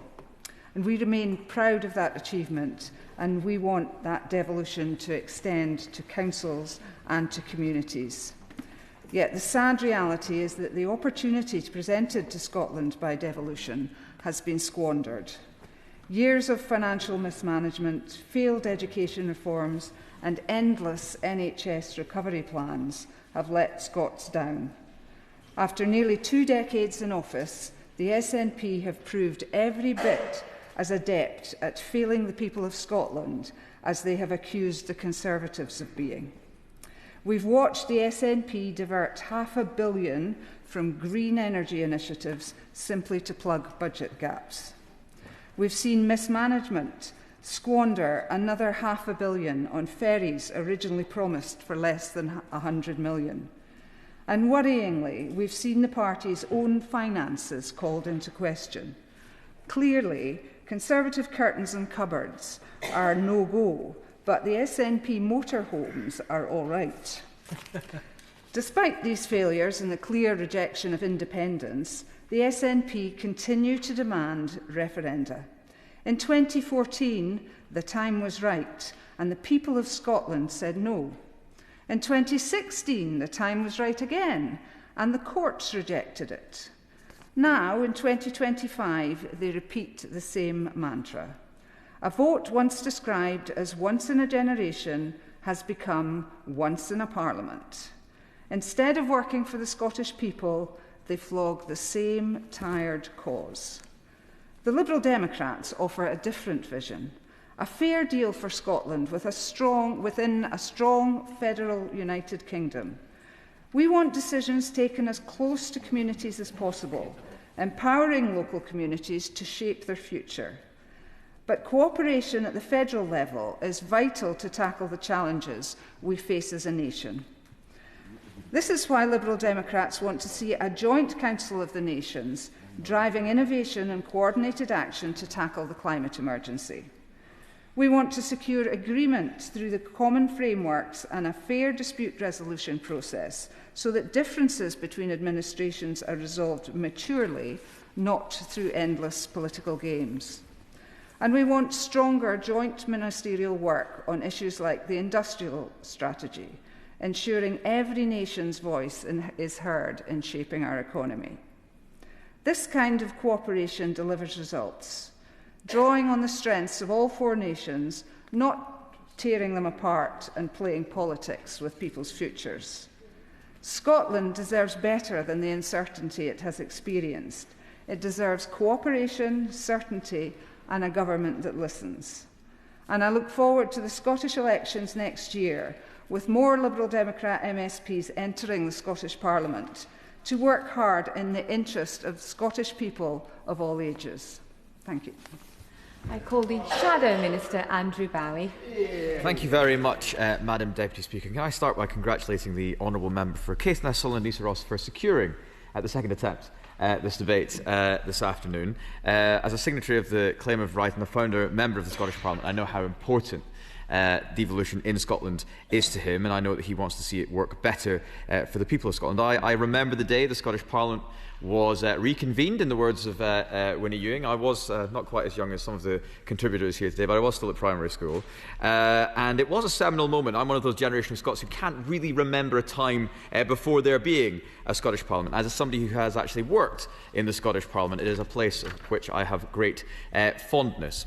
The machinery of devolution, set in motion over a quarter of a century ago, was intended to bring decision-making closer to the people, to empower communities and to enhance accountability. It was never meant to be a stepping stone to separation, nor a shield for poor governance.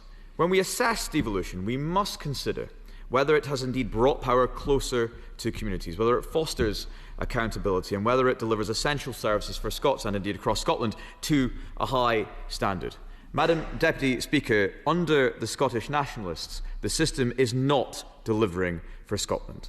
The creeping transfer of powers from communities to Holyrood undermines the core ambition of delivering power into local hands. While the civil service in Edinburgh is fed to the point of bloating, power is usurped from local authorities and delivered to centralised decision makers. Now, in 1995, the Labour Secretary of State for Scotland, Shadow Secretary of State for Scotland, predicted that devolution would kill separatism stone dead, that delivering power to the Scottish Executive, then creating a Scottish Parliament, would satiate the separatist appetite. Sadly, that has turned out not to be the case.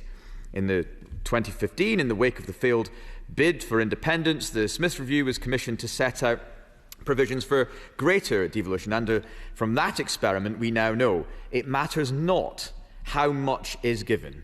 It will never be enough for the Nationalists.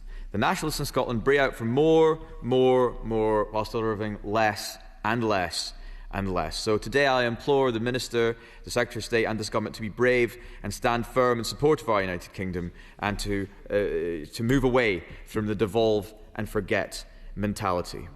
Madam Deputy Speaker, the Scotland... I'm always delighted to give way. I'm very grateful to him. I'm wondering, the Labour Party did some analysis that showed that Liz Truss's mini-budget cost homeowners in the UK £336 billion, about 5 or 6 times the budget of the Scottish Parliament. What impact does he think that had on devolution and the trusts in this institution? Thank you, Madam Vice Speaker, and I thank the member for his intervention. You know, when the Scottish Parliament was established and when the Scottish Executive and now Government was created, I think the Scottish people expected it to do a little bit better than continually comparing its record and role to the role of the UK Government. I think people are frankly fed up of England is worse, or they're doing worse, and they would like some accountability and responsibility to be held by those who were elected to Holyrood and indeed hold power over vast swathes of life in Scotland. I think we all agree that some mistakes were made under the last Conservative administration, but that does not in any way excuse the honourable member for never once standing in this place and resiling or showing any contrition to the litany of mistakes and to the sheer disaster that has befallen some of the public services that our constituents, represented by most of the MPs in this room, have to suffer day in and day out, from the falling standards in education to falling standards in Scotland's NHS to fewer and services at a local level, from closing libraries and indeed transport infrastructure failing to even meet the level at which it was at in 1997 when the referendum was indeed held. We acknowledge our mistakes, and we acknowledge that we didn't get everything right over the last 14 years. It would be quite nice if one day a Scottish National Party Member of Parliament was able to do the same about their administration in Edinburgh. Scots now face the highest tax burden anywhere in the UK, with little to show for it. Under the Scottish Nationalist, the standard of services, education, healthcare, policing has taken a severe blow. Waiting lists grow longer. Police Scotland faces cuts. Violence in schools is rising. Outcomes in education and health lag behind those in England. Despite more funding per child, Scottish pupils are falling behind. Despite higher per capita spending on healthcare, life expectancy is lower and more patients wait over 2 years for treatment. The NHS in Scotland has recovered less well from the pandemic, and the challenges, rurality and deprivation, are real, but they are not excuses.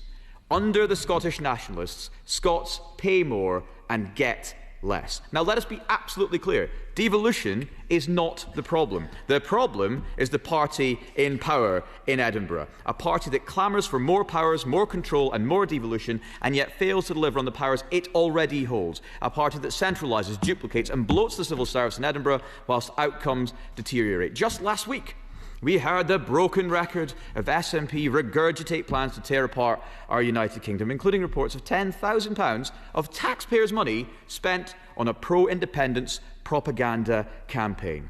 Madam Deputy Speaker, I would like to ask the party opposite whether they plan to get a grip on this and prevent the Scottish Government from spending UK taxpayer money on research and advertising on their obsession for independence. It's time for the SNP to focus on the priorities that matter to Scots.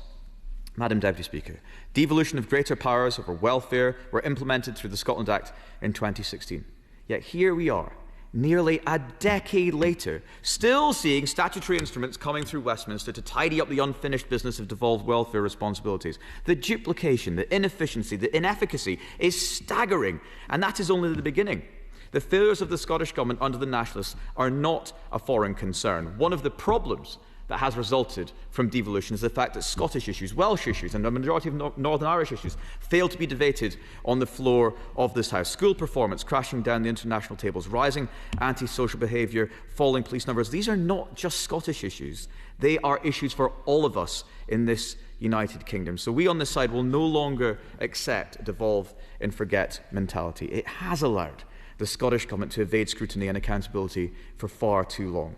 Though my MSP colleagues, led fantastically by Russell Finlay in the Scottish Conservatives, worked tirelessly in Holyrood to hold the SNP account, it is also our job here in the Sovereign Parliament of the United Kingdom to hold them to account. And if it were not for the bold and absolutely correct decision of our previous Secretary of State, Alistair Jack, and now Leader of the Opposition, to stand up to the absurd Gender Recognition Reform Bill, we would have biological men and women spaces, privens, refuges, bathrooms, changing spaces. A bill, by the way, which, although implemented and brought forward by the Scottish National Party, was supported by Scottish Labour, which it seems also, by the way, seems to be supported by the Reform Party, according to the Justice Advisor. A bill which the Labour Party have since conceded they were wrong to support, which begs the question, did they actually read the bill, Madam Deputy Speaker, at the time? So we in the Conservative Party will not stand by in this place while drugs deaths ravage communities in Glasgow, whilst children from deprived backgrounds suffer the most from poor educational opportunities in what was once the envied schooling system of the world, while the concerns and safety of women and girls in prisons and protected spaces is ignored and trivialised. We will not stand idly by and allow the Scottish Nationalists to fail Scots so tremendously. We refuse to devolve and forget. Madam Deputy Speaker, 25 years on from the creation of the Scottish Parliament, it is time to take stock and reflect on the successes but also the failures of that institution and its government, to evaluate not just the structure of devolution but the performance of those entrusted with its powers. We remain committed to devolution, but we on this side of the House will not shy away from asking whether the current settlement is delivering for Scots. Minister. Thank you, Madam Deputy Speaker. I welcome today's debate on devolution because at its heart this is really a discussion about how we deliver better outcomes for the people of Scotland. And that objective is what has long animated the public service of my honourable friend for Glasgow West and the honourable member for Caithness, Sutherland and Easter Ross. And I'm grateful to them for securing this debate today. And I'm particularly grateful to my honourable friend for Glasgow West for the very moving tribute she paid to our departed friends Donald Dewar and John Smith. I am incredibly proud that Labour is the party of devolution, and it was a Labour government which delivered the Scottish Parliament in 1999. I don't wish to pay tribute or give thanks to my honourable friend from Edinburgh East and Musselburgh or for Falkirk for the trolling about the fact that they did not, like so many of us, come of age during that devolution debate. I am proud to say that the vote in favour of a Scottish Parliament is the first ballot that I ever cast. And since that time, I have never wavered in my belief that Scotland's interests are well served by being part of our Union of Nations and at the same time having a Parliament in Scotland which can reflect the distinctive interests and needs of Scotland. Those of you who can cast your mind back to the beginning of this debate, some hours ago, may remember that the honourable member for Caithness, Sutherland and Easter Ross and my honourable friend from Glasgow West raised some important points about what we might be able to learn in terms of the operations and procedures of each Parliament. The member from Caithness, Sutherland and Easter Ross mentioned that he would like ministers to be more accessible. And so I want to give this undertaking on the floor of the House that I hope in myself and the Secretary of State you will always find Scotland Office ministers accessible to you. And You as me. Thank you. Minister.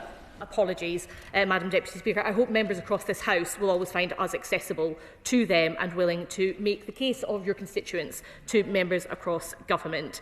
The member for Glasgow West said that she felt we should spend less time in the lobbies, and I just want to underscore I'm delighted to be spending so much time with you all in the lobbies, and I hope you take... Sorry? Oh, apologies, Madam Deputy Speaker, my mistake. The honourable member for Murray West, Nairn and Strathspey said he would like to focus some of this debate on the state of the health service in Scotland. We'd be delighted to address that because, as we have heard repeatedly on the floor of this House today, if you live south of the border, you're experiencing more and more appointments being available and waiting lists going down. If you live up the road, 1 in 6 of us are on a waiting list. My honourable friend from Cumbernauld and Kirkintilloch, who I'd like to thank for her service in the NHS, has relayed that so movingly. Likewise, my honourable friend from Kirkcaldy and Cowdenbeath, who's spoken movingly about what patients in her area experience. The honourable member for Gordon and Buchan has talked about paused capital health spending in her constituency, and I'm very sorry to hear it. I would advise her to ask the SNP government about the record settlement that they had in the devolution and where the money the devolution era and where the money has gone that could have been put to good use for patients in her area. The Shadow Secretary of State has asked that this government be unequivocal in our support for the United Kingdom, and I'm pleased to confirm that we are. But we recognise that support for this family of nations is partly dependent on this government's delivery here in Westminster, and we are resolutely focused on delivering for Scots and cleaning up the mess that his party left. His party colleague, the honourable member from Dumfries and Galloway, accused us of focusing too much on trade promotion. Guilty as charged. You could almost taste the envy about the 3 trade deals that have been secured under this government, and I am pleased to confirm that we will continue to promote Scotland's world-class products and services to the world, and will do so proudly without apology. The honourable member... I certainly will. Thank you very much, Madam Deputy Speaker, and I thank the Minister for giving way there. She will agree that the work on those trade deals was begun under the previous administration. Yeah. Madam Deputy Speaker, credit for these trade deals sits with those who got them over the line. This is a Labour government that has delivered comprehensively for Scotland's world-class producers and services, and we're delighted to have done so. The honourable member for Arbroath and Broughty Ferry said that we should really be having a debate about accountability, and I agree with him. We do have more Quango chiefs than MSPs in Scotland because it is actually very difficult to hold those who deliver public services and spend public money in Scotland to account, which is why Anas Sarwar is so intent on bringing back accountability to elected members. Thank you, and I thank the Minister for that. On the point of accountability, in the Scottish Parliament, all parliamentarians are elected. Does she think that all parliamentarians should be elected in this place as well following that? Madam Deputy Speaker, we are focused on the priorities of the people of Scotland. We have constantly constitutional questions and questions about second-order concerns from the benches opposite. We will resolutely focus on jobs and pay in Scotland, as we were elected to do. The members from Glasgow North and Falkirk and my honourable friend from Glenrothes and Mid-Fife have laid the charge at the SNP's door, and I agree with it, that they are much more interested in devolution to Scotland than devolution inside Scotland. And I would argue that devolution, Madam Deputy Speaker, is a habit of mind that the SNP are yet to acquire. So interested are they in centralising power in their own hands in Edinburgh. Devolution in Scotland has always been about ensuring our distinctive voice is heard within the United Kingdom. This government has continued in this vein since taking office. We have reset the relationship with the Scottish Government to be one based on delivery and partnership. But the question now is how Scotland's two governments, together with our local communities, can best seize the opportunities granted by artificial intelligence, clean energy, advanced manufacturing, life sciences, defence and the digital industries. We cannot, despite the insistence of members opposite, we cannot do this through division or constant constitutional wrangling. And we heard from members opposite that they'd like to return to the days, the 14 years, where the SNP and the Tories had a symbiotic relationship, where each served the other's political ends because they were locked in a dance of grievance rather than with a focus on delivery.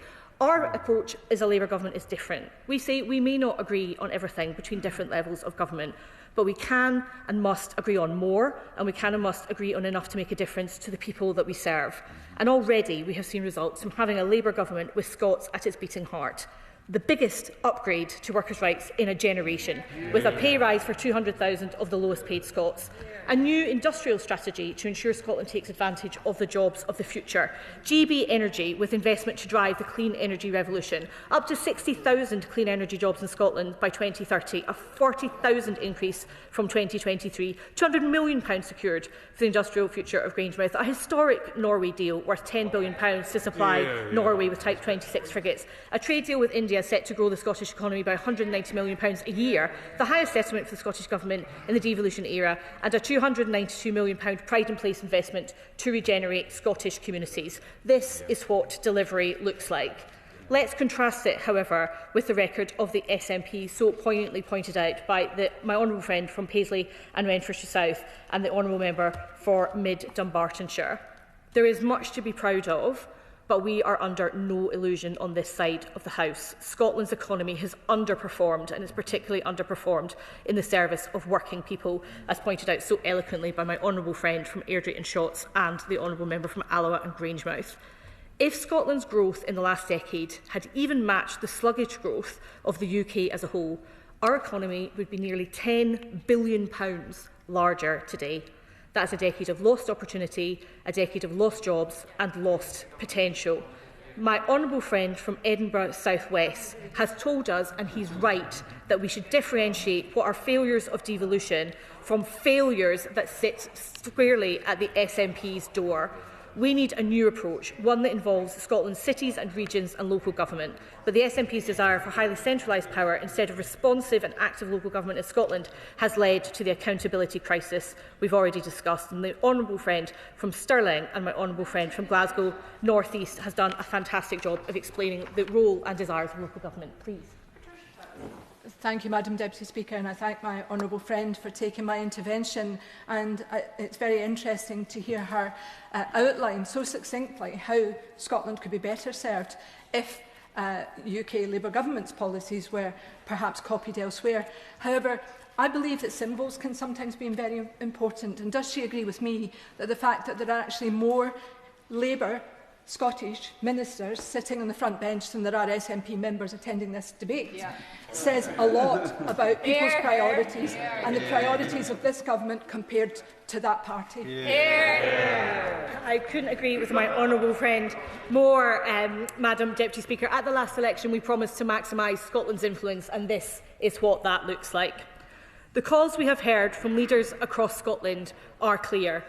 Local government leaders are not just asking for money. They're asking for powers over skills, transport and growth to unlock the full potential of their regions. They are really asking for genuine accountability to the people they serve. As my honourable friend for Glasgow West and the honourable member for Caithness, Sutherland and Easter Ross have both previously highlighted, there are problems with accountability and scrutiny in how the committee system in Holyrood has evolved away from the desires of those who founded the Scottish Parliament. They have warned that committees, which were intended to be the backbone of scrutiny in the Scottish Parliament, are too often dominated by the governing party and lack the independence needed to really hold the executive to account. Their view, which as founding members of the Scottish Parliament carries much weight, is that without stronger, more robust committees, devolution cannot deliver as the architects of the Scotland Act intended. Devolution was, as has been said many times this afternoon, never meant to be an end in itself. It was always supposed to be a means to improve lives, not about division, but through cooperation. And if we can focus on our common purpose across this House and between all levels of government, if we focus on stronger growth and fairer opportunities, then Scotland can truly be at the heart of UK prosperity. Jamie Stone to wind up. Thank you, Madam Deputy Speaker. If I look back to myself, a much younger version of me, going to my first meeting of the Scottish Constitutional Convention in 1989, I would never have dreamt then that I would lead a debate of this nature in this place. But here we are. Now, I want to thank, from the bottom of my heart, all the contributions that have been made. And I hope that from time to time, the Scottish Government, as it presently is, or any Scottish Government, would occasionally look in the mirror and think, are we doing things right? And I do hope that Hansard is read and looked at and thought about, because there is room for improvement. And I leave you with this last thought, Madam Deputy Speaker, which perhaps might take colleagues by surprise. But there have been repeated references to somebody in this debate. And I remember getting in the lift in Holyrood in my first day after I was elected in 1999, and a tall, gangling figure was in the lift, and he looked me up and down and said, "And who exactly are you?" That was Donald Dewar. And when I said who I was, he said, we had hopes of that seat, but I'm sure we shall work together in a very satisfactory manner. And we did. Now, I have had conversations with members on the other side of the House about this, but I'm not aware of any image of Donald Dewar in this place. And for a man who made such an extraordinary contribution to the constitution of these islands, that might be something that the Art Committee might want to think about. With that rather strange... I will give way. Thank you, Madam Deputy Speaker, and I'm sure you'll take this in the spirit it's intended. But I would have to tell the honourable member that, unfortunately, that request has been rejected. That request has been rejected by the Art Committee. I'm not sure that I'll necessarily take that line down, as he would imagine, but it has been rejected in the moment, so I just thought it was important that he should know that. Well, Madam Deputy Speaker. I know the honourable member for Glasgow West well, and I doubt very much she'll take it lying down, and I'm sure she will have the... Whether you see devolution as a means to an end, called independence, or whether you see it, whichever, as I do, to a way of improving services in Scotland, I think we should all honour that particular man. Thank you. And I'm not sure that it's entirely in order to correct the record, but there are, in fact, images of Donald Dewar within the parliamentary collection. It does fall to me, but the question, as on the order paper, as many as are of that opinion say aye. Aye. Of the contrary, no. I think the ayes have it. The ayes have it. I beg to move that this House do now adjourn.